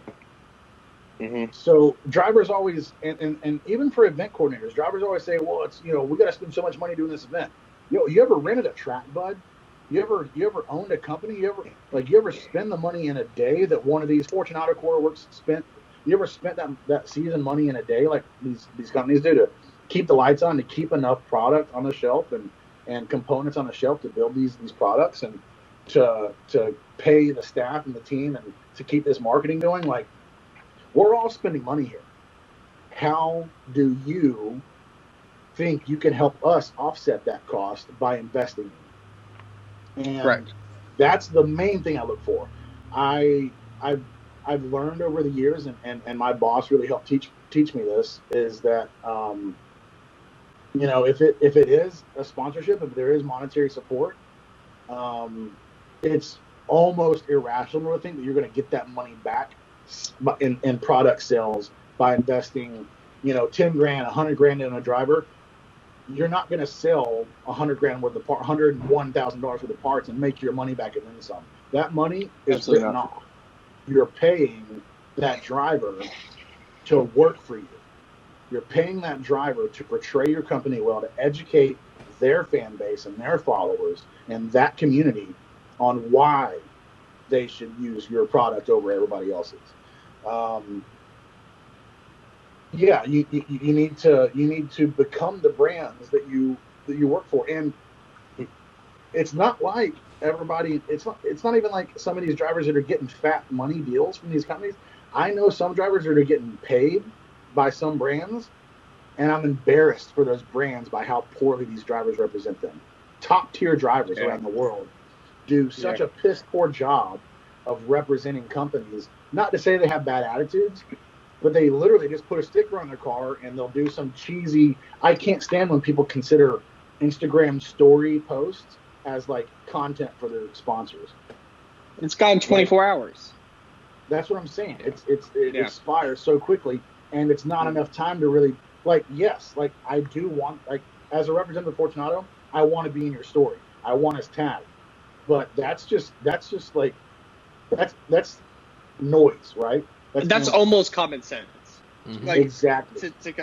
And because if you only resort to that, all you're doing is tagging something. You're not creating a platform to explain to people why you're using it or why we choose to work with you. Yeah. You really got to utilize your outreach, especially if there's a K behind your number on Instagram. You have a responsibility, and you have impact and influence, and you need to utilize that. I think the majority of drivers that get these programs and these deals botch it, and it's really poor for the industry and the other drivers because it leaves a bad taste in the mouths of the companies. And they're like, you might get a driver that is completely capable of doing well for a brand, but that brand just came out of a year contract with somebody who did a shitty job. And they're like, no, we don't want to risk that again. Yeah. All because somebody just didn't do their job. They didn't know how to. They didn't know how to talk to their followers. They didn't know how to educate. They didn't want to educate themselves on what they were using. So yeah, I think it goes both ways. But I think the thing that I look for most is creativity and an eagerness to represent a company so well to the point that you're educating your followers and fan base on what that company is and why they, as end users, should choose that company. Yeah. You as a sponsored driver are now a sublet sales employee. Yeah, no, you're a representative of the company. 100%. You're a representative of the company. In the contracts that we send out, as part of the contract, it says you represent yourself and our brand. Like, you need to represent us well as a portrayal of our brand. Correct. But as far as performance goes, not to discount drivers that win, and not to say that I don't want to see Fortunato or Corey Works or anybody on the podium. But as far as drifting goes, dude, winning isn't even half of it. Winning, and I've told drivers this for so long. If you go into drifting to win, don't ever try to tell me you love drifting like I love drifting. Drifting is not about winning. Right. If you love drifting so much and you go to an event like FD or any sort of competition event, your motivation, if you love drifting, is to drift, is to drive. If you do well enough, you get to drive more. That's the benefit of winning an FD. You get the most seat time. Yeah. And that's the airtime you want. If I see you on the podium, that one photo of you drinking champagne from your shitty shoe, that's not going to get me any sales. But if you go top 32, top 16, top 8, 4, and finals, that's that many more videos and photos I'm going to have to share, that the company's going to have to share. That's that many more photos, the photographer, the series, that's that many more battles you're in that your opposing driver is going to share. It's more content, it's more seat time, and it's more repetitive views on the brand that's on your car. And when someone walks up to you and puts a microphone in your face and says, "What's going on out there?" you make sure you say that, the Cora Works S14 is, great, and the Fortunato coilovers are carrying me through each of these battles, and the car feels great back-to-back runs. It's super consistent. I know this is on me. You got to. It's a professional motorsport, and I know of drivers that have said, "FD's not for me because that's not me. I'm not the guy that's gonna, sign your forehead and smile for the camera and say the Bojangles, Monte Carlo on Goodyear tires was really hooked up." That's not their kit. That's not their vibe, and that's not why they're in drifting. I respect that, dude. Not everybody's out there to create a character and to run these scripts, round after round. Yeah. But for those people, those drivers that is their aspiration to win, you need to dial it in, and you need to, for lack of better words, fake it till you make it. It doesn't matter if you're in top 32 or you're in the finals. You carry yourself, portray yourself, and you fucking drive like it's the final battle of the night. Every time. That's how you have to go. You got to go 100%, and you got to be out there to win. And the reason you want to win is because you want to drive again. You don't want to be forced to pack your car up. You want to drive. Yeah. People that only drive in FD and they go out in top 32 every weekend in Pro, or they go out in top 16 every weekend in Pro 2, dude, at the end of the season, they got 20 laps? Yep. Right. Dude, you go to Grid Life, you go to Clutch Kickers, you go to any local Pro-Am or practice day at Drift Indy or OSW or whatever, you can get 20 laps before lunch. If you love drifting, don't tell me you love drifting and you're only going to do FD. And then you're going to get put out in top 32 and top 16 every round. You're not driving. And the reason you're not good is because you're not driving. Yep. That's the problem. Yep. You got to drive. And I've told a lot of people this for years. There's one thing that every FD champion, every best drifter in the world, one of the best drifters in the world, that collective group of drivers, there's one thing they have in common. It's not a platform or a chassis or an engine. It's not a sponsor. It's not a follower count. It's not a YouTube channel. It's the fact that they drive every weekend. They drive every chance they get, whether it's the pro car, a demo car, somebody else's car, a missile car, it doesn't matter. They're driving, and they're keeping their skill set sharp. They're sharpening their teeth every chance they get to drive. And if you're not driving, you're not going to do well. Period. That's it. Mm-hmm. Driving is the only way to win. It's truth. Yeah. So that's you know, long story short, that's what I look for. I look for a driver who's eager to bring a new creative approach to partnership or sponsorship. I look for someone who is going to be good for the brand. I don't care. Honestly, it's not a make or break if you've got 1,000 followers or 1 million followers. I don't care. Does it play in your favor if you have an outreach already? Absolutely. Mm-hmm. But it creates a safety net. You can have 1 million followers, but you can also be really, really bad at talking, which sucks. But you got a big following, so whatever. But if you only have 1,000 followers or 5,000 followers or whatever, or if you only just started your YouTube channel, or if nobody really knows who you are, yep, you better be really polished and really good and eager to create content, whether or not you've been creating content in the past yet. Right. Create the content, send me the content, let's share the content, let's get you some coverage, bring me some good ideas, and let's grow together. Yep. My favorite thing in the world is to start from square one with the drivers, fresh out of Pro-Am or whatever, Pro 2, and just build with them. That's the coolest thing about our brand. There's a lot of drivers this year that I'm working with, and I said, hey, yeah, absolutely. I'll send you a set of 500 series, but I only want to send you 500 series. I want you to drive on 500s for a year. Tell me how great they are, and you're not going to be lying because they're sick. And then next year, when you want your car to be more competitive, I'll send you some. You send them back to me. We'll upgrade them to 510s, and then next year, I want you to tell me how great the 510s are, and I want you to tell everybody the difference you're feeling. And then, you know, for every year, we'll upgrade your coilovers. We'll give you the new stuff, and you as a driver, you're going to grow because of our help and other people's help and the seat time. I want to grow with you. That's my favorite thing in the world. The last thing I really want is someone to be like, yo, give me some 3-ways and I'll put a sticker on your car. Dude, I don't care. You're not going to do anything for us. Yep. I don't care if you tag me in the photos. Like, that's all noise. It's about activation. It's about, I don't want to say I don't care. I do care. But it's like, that's minimal effort. Yep. You know, that's just the minimal effort. You got to educate. I mean, and at the 10 hours ago when we got on this call, we were talking about social media and stuff. Like, I have a very particular attention to detail, and like this company I'm working with this season, Alpha Gloves, it's supplying me with gloves to wear on grid that can communicate with drivers better with. I'm not gonna, and I posted on my story today. My dude Nate at Fortune Auto is helping me work on my car and getting it ready, and Alpha Gloves sent me some gloves to let the guys use that are like impact gloves. And I want to take some photos of that. I want to post them on my story, but at the same time, I want people to know Alpha Gloves, Southern California company. It's here in America.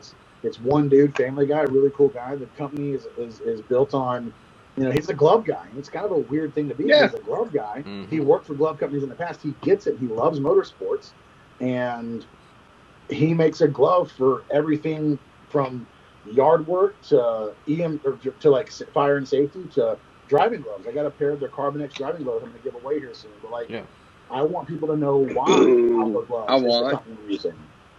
So I like people to know why I work with certain brands, and I expect drivers to do the same. Yeah. When I provide them with product. Why did Fortunato choose you, and why did you choose Fortunato? Tell everybody that, So you make a lot of good points too. It's a big mix of stuff. It's never just a follower count. It's never just, are you an influencer? How many subscribers on YouTube do you have? All that's great, but it comes down to character. It comes down to persistence. Hard work. Creativity. Yeah, hard work. Absolutely. Yeah, hard work. And that's the thing that I get when people ask me advice and that kind of stuff. Not that people should be asking me anything, to be honest, but it all comes down to hard work, in my opinion. And are you willing to go the extra mile to put that stuff out there?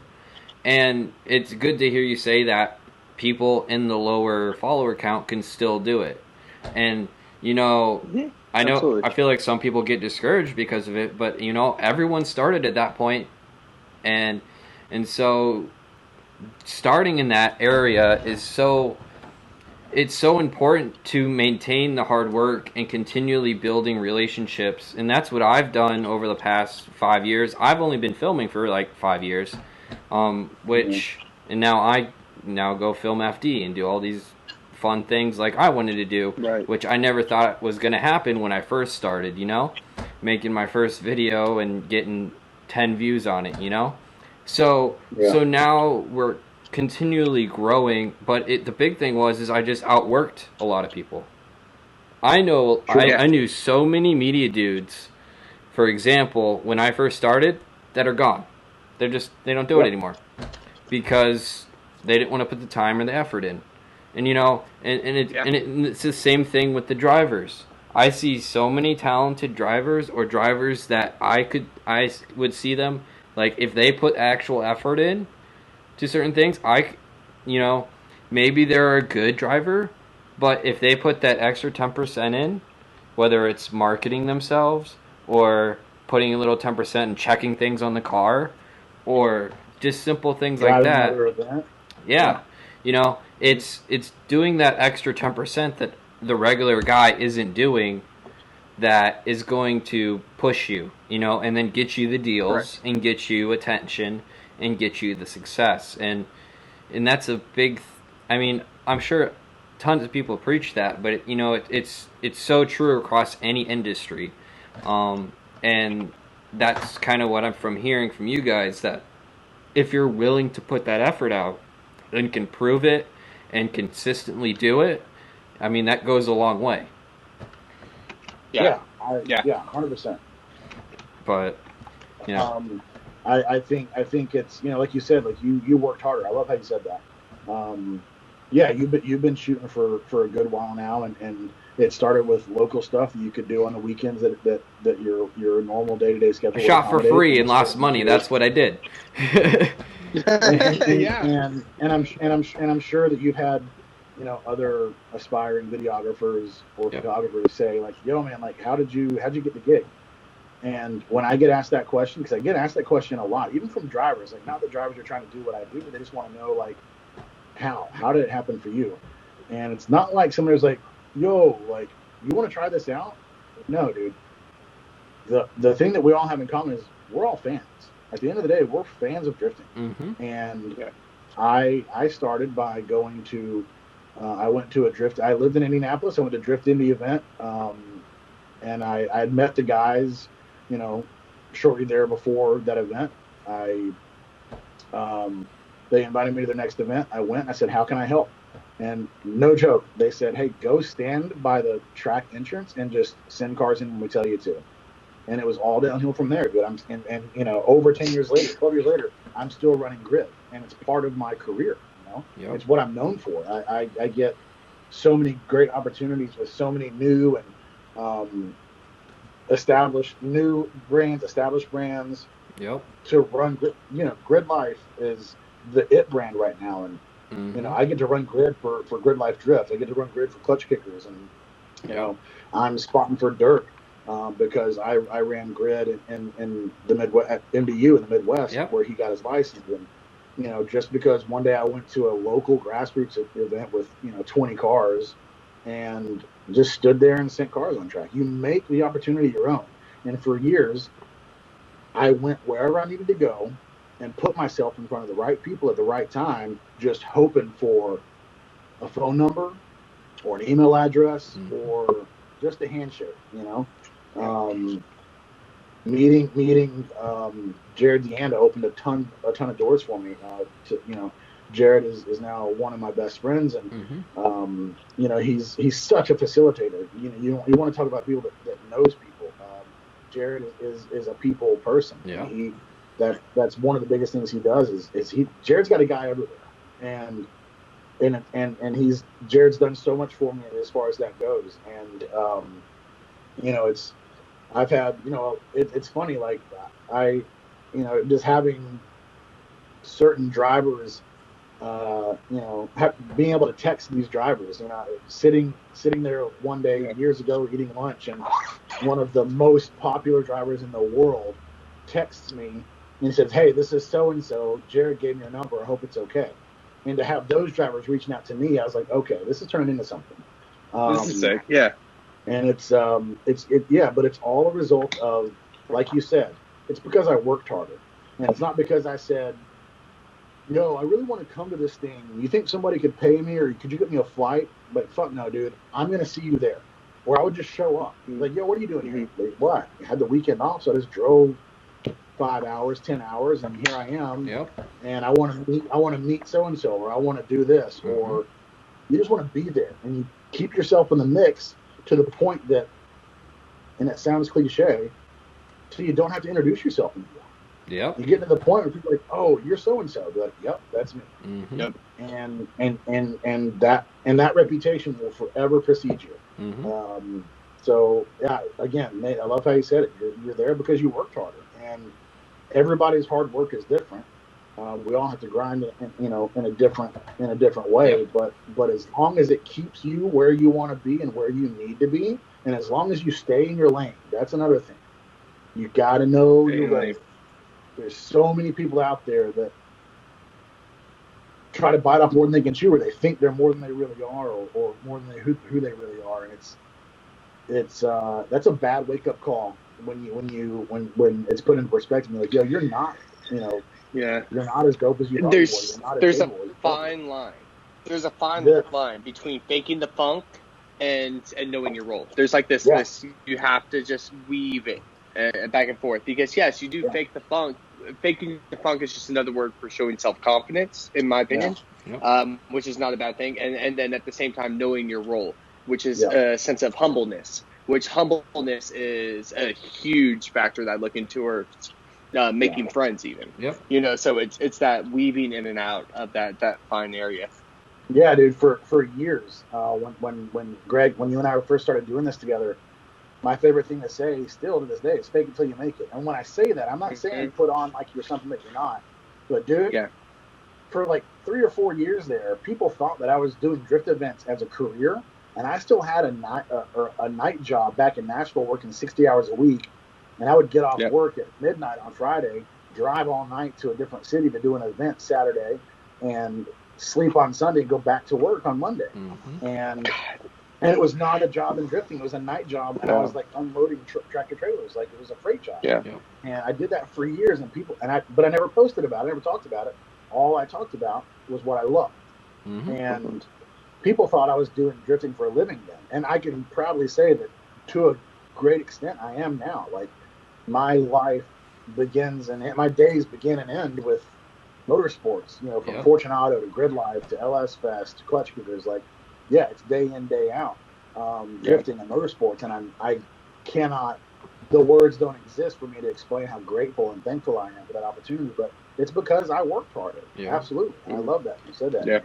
Yeah. So, moving on, I mean, we've only been here 2.5 hours. Yeah, no big deal. Yeah, it's like a Joe Rogan podcast. Yeah, that was kind of the idea. But so I want to kind of hit a couple more points for sure. I want to get your thoughts on this clutch kickers thing, because I think this is huge. I think a series like this is big. And I think it has the potential to be massive, and I think that style series there's a couple aspects that I like. Nice. The small track, it's still a complicated track, but it's a track that anyone can compete on. But also the money's a big part of it too. And what I like that they did is that you're able to get plenty of practice in, especially how the track's laid out and stuff. So do you see it getting?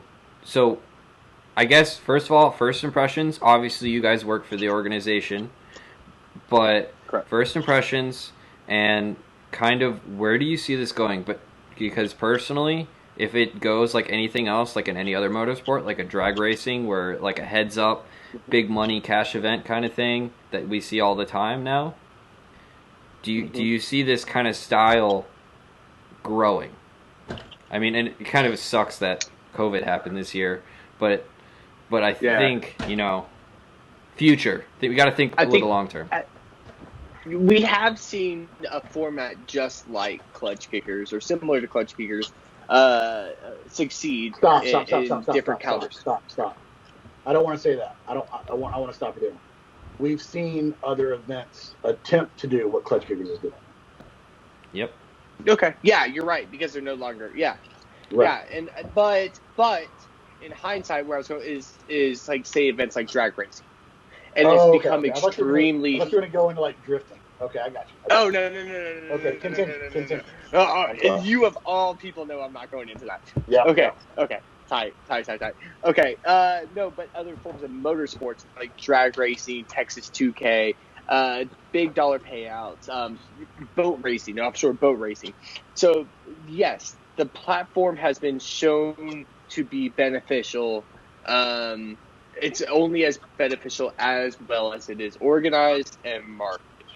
I think personally Clutch Kickers has both of those components nailed down as far as already proceeding into halfway through a first season. The progression that they put in from day one is, I mean, Swann, seriously, they've really invested some serious money into the series and making it better for the drivers. And that's what kind of shines through. It's not a spectator-oriented event where it's held at, back streets of a beautiful mountain run or anything like that. It is an event really first and foremost for drivers. Yep. And that kind of shines through. And that's a great concept, because we're seeing the driver list grow each and every event. And I do see Clutch Kickers being some form of future for drifting in a larger caliber, yes. I don't see it as a replacement for anything. I see it for being its own unique animal. Yeah, you put that really, really well. So I'm approaching this kind of delicately as well, because as tough as everybody on the Clutch Kickers team is, and as hell-bent as they are, Clutch Kickers as a brand and as a series, the $100,000 Drift Series, is very fragile right now, because we're 2 rounds into its inaugural season, and I can't help but believe there's still some doubt behind it, because, and I said this in the first drivers meeting at round 1, for whatever weird reason, money is a bad thing in drifting. Even though everybody wants it, if money is associated with a drift event, a lot of drivers are like, that it's just well, drifting's for fun. Dude, what's not fun about making some money? Now, what's not fun about drifting? So they're both really fun. If going to an event that pays out and you don't get paid out, if that ruins the event for you, the same for you. Because the majority of people that go to Clutch Kickers are not going to get paid. That's just how it is. I mean, you got to think, anywhere you go. If you go to a top 32 event, there's 31 losers. The odds of winning are very, very slim. One of the many cool things is that the purse spreads first through fifth. And it's been discussed to pay out more positions. First through ninth the next year, or seventh or something like that. Who knows? And I really, really have a lot of admiration and respect for the team behind Clutch Kickers, which isn't at its core an event coordination series. They've been building this brand for years, and it started as a beard balm company. And Clutch Kickers primarily is an apparel company. So in a way, the $100,000 Drift Series is the Drift Series, and they're using their own brand. It's their brand, it's their series. Clutch Kickers is just the title sponsor, because that's where the money's coming from. Okay. I think that, and I hope that I hope millions of people hear this, that spot is up for grabs. The owner, the man behind Clutch Kickers, Mike Castleberry, is a businessman, a great businessman, a very successful businessman. And the dude speaks money fluently, more fluent than anybody I've ever met. He knows it well. And there's a good business structure there. And And he's also he's got a great relationship with his son, Nick Castleberry, who drives the white Clutch Kickers S13, who competes in the series and does well, and gets no pass for that. As a judge, Greg, you'll say it, like, the kid's been out qualified, he's been beat, he gets treated fairly. It's a very fair series, and everybody at Clutch Kickers will tell you they wanted to bring in an outside team, so there was no bias, and there isn't. Mike and Nick have a really cool relationship, and Mike supported Nick as Nick's a young driver and fresh out of high school, and Mike, wanted his son to do what he wanted to do and have fun with it. So they built a drift car, and throughout that, Nick's dad, Mike, started to realize that, man, you're going to all these events and you're spending all this money, and there's no chance to win any of it back. Yeah. Mike didn't put this series together. The team didn't put this series together to put anybody else out or to one up anybody. It's just a different type of drift event. Yeah, it is. And it's nothing like I've ever been part of through my professional career. And everybody on the team knows this, and I'm very comfortable saying this publicly. Like Greg and I and Pat Gooden, who judges alongside with Greg and Rob and everybody from the outside that is working for Clutch Gears, we approach this with a lot of caution, because every single event series in the past that used a cash payout to market themselves crashed and burned publicly and did a lot more damage than good for themselves and for the community. That's why money is such a bad thing.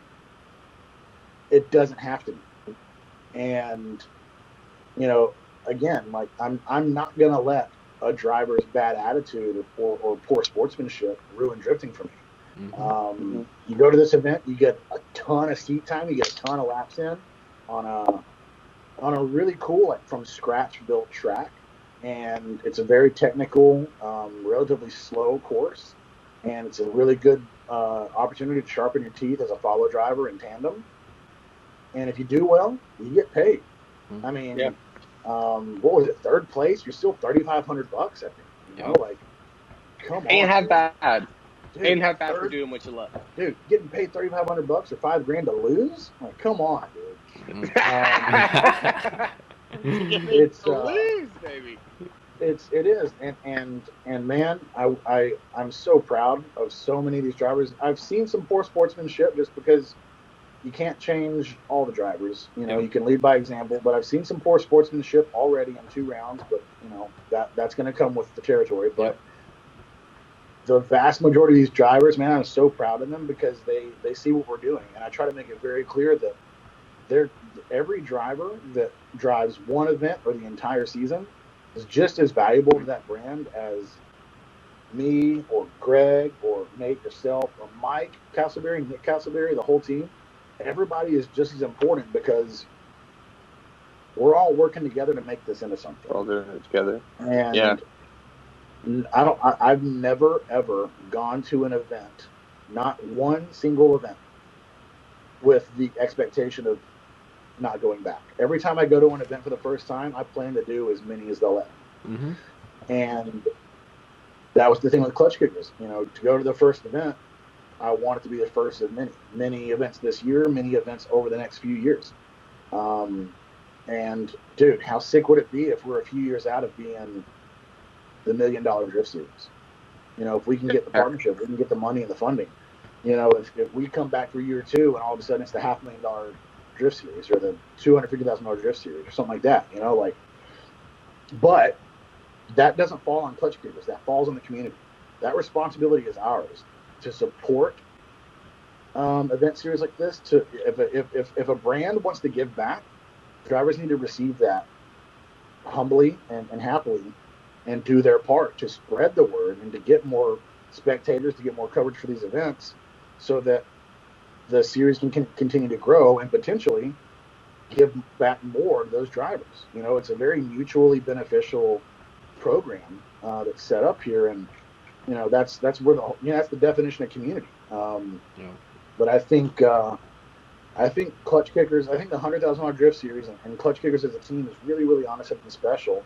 And if I have anything to do with it, I really I can't wait to see what it blossoms into, even between where we're at now and the next round, which I won't be there, unfortunately. I was in Vegas for LS Fest, but when I return for round 4, it's going to be different, and I really want round 5 to be a fucking blowout, dude. I want people from all over chomping at the bit, and that $100,000 in the name of the series, that's a per round payout. You don't know what Clutch Kickers are going to do. There might be an end of the season, at the end of the year, like podium payout. Blowout. As a brand, as a team, Clutch Kickers is very, very dedicated to giving back to these drivers and making drifting a little bit more worth their while. And that can only help grow the sport and get more people into drifting, and get drivers that have limited themselves in the past to like certain event series. Yeah. All of a sudden, it's worth it to drive somewhere else. And with an event series, with a format like Clutch Kickers has, Clutch Kickers could very well be a driver's first competition event, and that same event could be the same event that a former FD champion decides to come drive, and those two drivers could see each other in competition, and very well likely that first-time driver could beat that pro driver. There's a lot of stuff that can happen in these events, and it's really, really cool to see. Well, that's what the Cinderella story is still possible. Oh, yeah, and the thing is where else are you going to get a chance to run against a Pro 1 driver? It's such a great place in competition format. In competition format and equal, and it's like an equal track. Like you're not going to be outraced. We've always said that, and it still is. It's one of the dopest things about grid life too, is to be on a big track like Gingerman, or in the past at Road Atlanta, or Pikes Peak International Raceway for Alpine, and you're on grid, and you're first 240 ever, or your Pro-Am car, your street car, or whatever. Yeah. And then all of a sudden, you leave, I send you off from grid, and then, you're midway through the first turn, and you hear Chris Forsberg bombing up behind you with Turk and Toe and Osbo and everybody, and all of a sudden, you're the first of 4 cars, and you're leading these pros. It's a sick opportunity that, brands like Grid Life and Clutch Kickers create for aspiring drivers or grassroots drivers or whatever. And it kind of breaks down that barrier of pro versus Joe or bro or whatever. Like, dude, you're just a driver, you share the same grid, the same track, and the same paddock as, former FD champions. And, especially at Clutch Kickers, it's a completely level playing field. Grid Life, it's a level playing field too. It's not, it's not a competition, but, I catch a lot of shit for like the lanes, but that's for content. It's got nothing to do whether you're a pro or a bro. Like, you're on grid with the same drivers, and I think it was I can't remember. Oh, it was when, last year in the last time we did Grid Life South at Road Atlanta, and I think it's one of the opening scenes of Crispy's recap film, but it's Prez and Osbo. Like, where are you going to see that, dude? That's the Prez in his like street driven Pro-Am, whatever party car, A80 Supra, and Osbo in his competition spec FD Corolla, running doors. Like, where are you going to see that besides Grid Life and now Clutch Kickers? So it was because I know Enrico's repo and a Ferrari. Right, but I know Taylor Hole won round 2 of Clutch Kickers, but it was between him and Novak, right? I think Novak got second, wasn't it? Second. Yep. And so, first off, photogenic battle. Both cars had the same colorways. That was really cool. But Novak, again, aspiring driver, just coming fresh out of Pro-Am with a Pro 2 license, never driven against any other pros. And he's in a brand new to him car, running doors with, a seasoned FD driver like Taylor. And that's just a really, really cool way to sharpen your teeth and get you ready for what's next, whether it be FD. And that's another thing, is like, there's so, and again, this is no disrespect and I'm not negating or discounting FD by any means, but like, drivers need to hear this. There are so many opportunities out there to build a program to make yourself into a professional driver without ever getting into Formula Drift. And as a driver seeking partnership and sponsorship, don't think that you have to wait until you're putting together an FD program to seek partnership. If you come to me with a 10, 12 round season of events all throughout your region or all throughout the country, and they're not necessarily pro events, but it's just content, it's exposure, and it's seat time, that's just about as valuable, if not more valuable. So, yeah. Good way to end it. Yeah. I mean, there's just so much that we can go into, but yeah, I again appreciate all you guys and all the time that you have. It's 10 o'clock, and it's only been 2 hours and 45 minutes. Only been. Oh my gosh, guys. A normal phone call between Swann and I, actually. Yeah. It's average. An average. The crazy thing is it felt like we just got this phone call started and we were talking about Tiger King, It's just, so. Yeah. Yo, you want to talk about Tiger King? We can go back. Let's go back to Tiger King. Did you watch it yet? Yes. Hey, watch Tiger King. Watch Tiger King. All right. All I ask you. Yeah. Awesome, guys. Well, you want to do quick outros for yourself? Quick shout out on where people can find you, maybe something that you want to see them, what you want them to go see or something like that. If they've made it this long, it's Yeah, absolutely. Yeah, if you watch the podcast this long, thank you first and foremost. Shout out Tiger King, of course. Go ahead, watch it if you can. CoreWorks, CoreWorks.com, CoreWorks on social media. It's again a unique boutique, as we've now deemed it. Thank you, Swann. Thank you, Swann, for that. Fortunato Coilovers, we are a dealer for Fortunato. We're actually extending out any type of COVID help and assistance to you, which means you get to speak directly to Nick, Swann, and I about your suspension setups and what works best for you.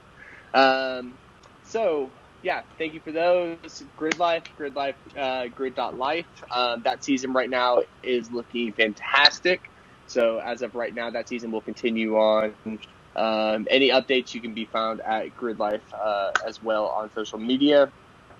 Let's see, Clutch Kickers. Clutch Kickers is a phenomenal series that we just covered. And my personal social media is Gregg.Bucell. If you'd like to follow me, it's mostly bicycles. That's about it. Bikes, beers, and babes. Yeah. 100%. But yeah, shout out to first and foremost Fortunato at Fortunato USA on Instagram for giving me a 9-to-5 that's so relevant and just kind of spills over into all the other work I do. Everything, like I said, it's just round the clock what I love, and I love the team there. I love the product that we make, and it's easy for me to stand behind because I believe it, and I believe it's the best available to these drivers. Yeah, Grid Life Official on Instagram, Grid.life, for the opportunity that they've given Greg and I. The season is it's not on hold. It's just kind of in limbo. We're just waiting to see what unfolds. But the whole team is doing everything we can to still come out full force and give everybody what they want. Mm-hmm. ClutchKickers.com, at Clutch Kickers. I think it's just Clutch Kickers with K. K. Yep. Yeah, Clutch with a K on Instagram.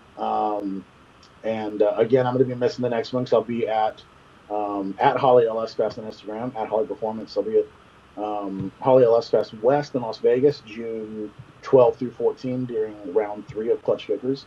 And Corey Works as well for all the support they've given me and Fortune.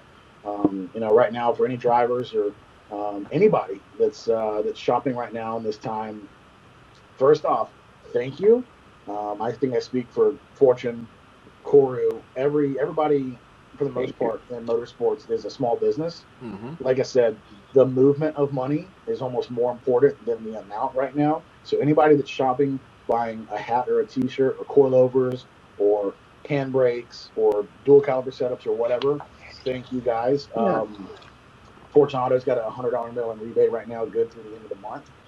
So anybody that orders a set of 500 or 510 series coilovers gets $100 back between now and the 30th.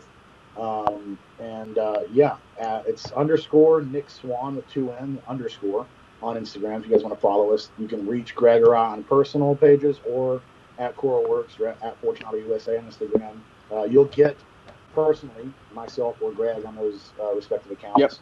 Yep. Feel free to address us as such and let us know that you saw the episode.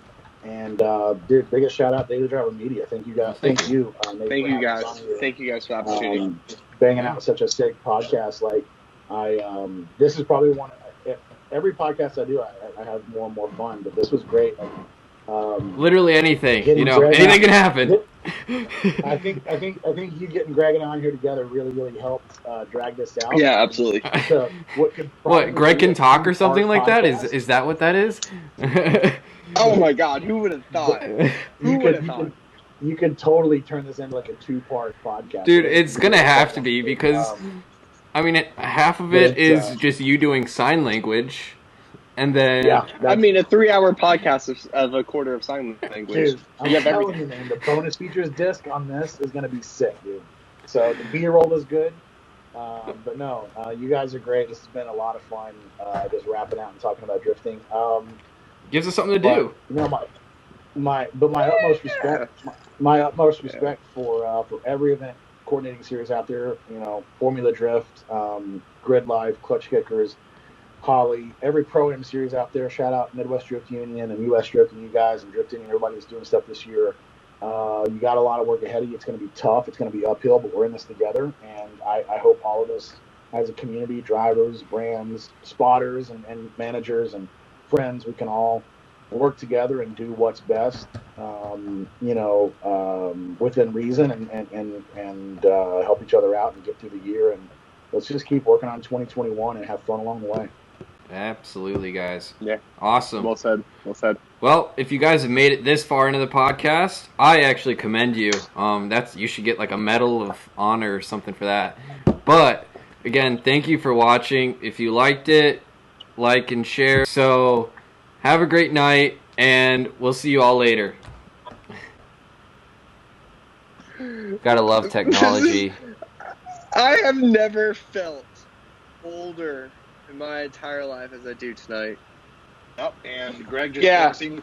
Oh my God. Fuck. It's CBD. Swann, there's this new CBD marijuana. CBD? It doesn't get you high. It doesn't get you high at all. It's just good for you, dude. It's just good for you. Mm-hmm. You all better now, Greg? Right. Oh my gosh. Well, this is gonna be. Oh wait. So I just saw.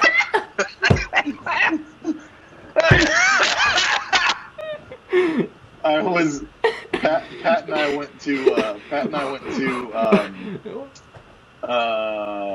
God, there's a barbecue place. Now I'm forgetting the name of Sonny's Barbecue when we were in down for Clutch Kickers last time. Yeah. And he had these glasses left over from his Halloween costume. He was the girl from Scooby-Doo, and he wanted me to wear them, and he snuck a picture. And now Blake Olson has it, and he used me to ask who does anodizing in Vegas and SoCal. Gotta love technology. I have never felt older in my entire life as I do tonight. I want to sidetrack and talk about something. I want to address the elephant in the room. Coronavirus, COVID-19. This hasn't hit mainstream yet, but I found the cure. There is a cure. Oh shit. If you guys our boy Nick Swann, everybody looking out. If you haven't had the new Red Bull Summer Edition, you're missing out, dude. Wait, it's not white anymore. And this is no, dude. They do stop. They do an edition every season.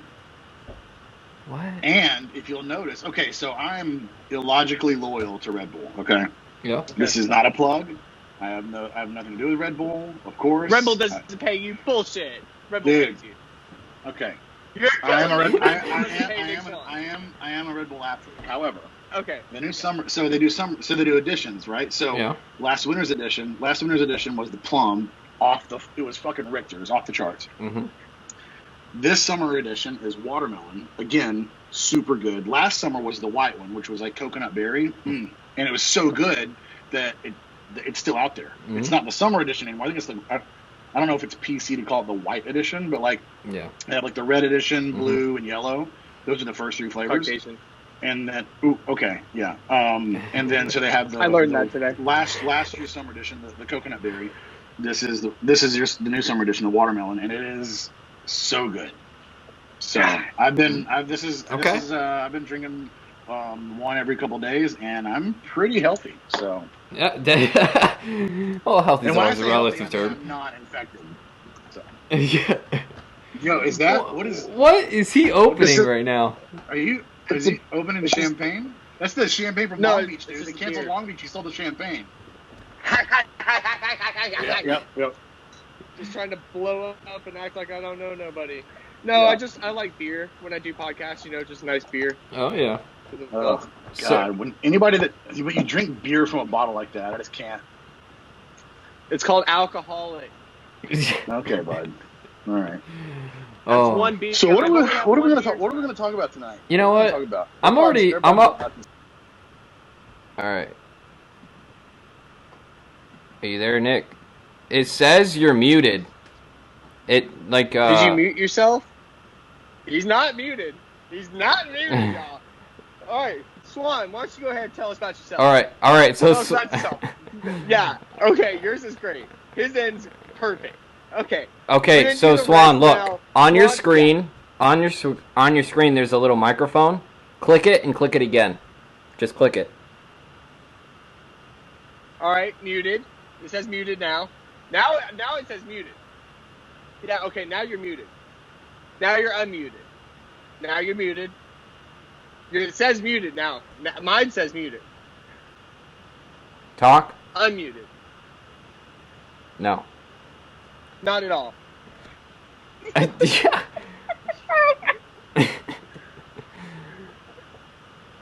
Call me back. All right. He's saying, call me back. All right. Technology. See what happened? We don't work for like a week, and then we have no idea what's going on. 2 weeks of quarantine, and we've just come on, talk to me. Anything? Yeah, there it is. I want all of that in the episode.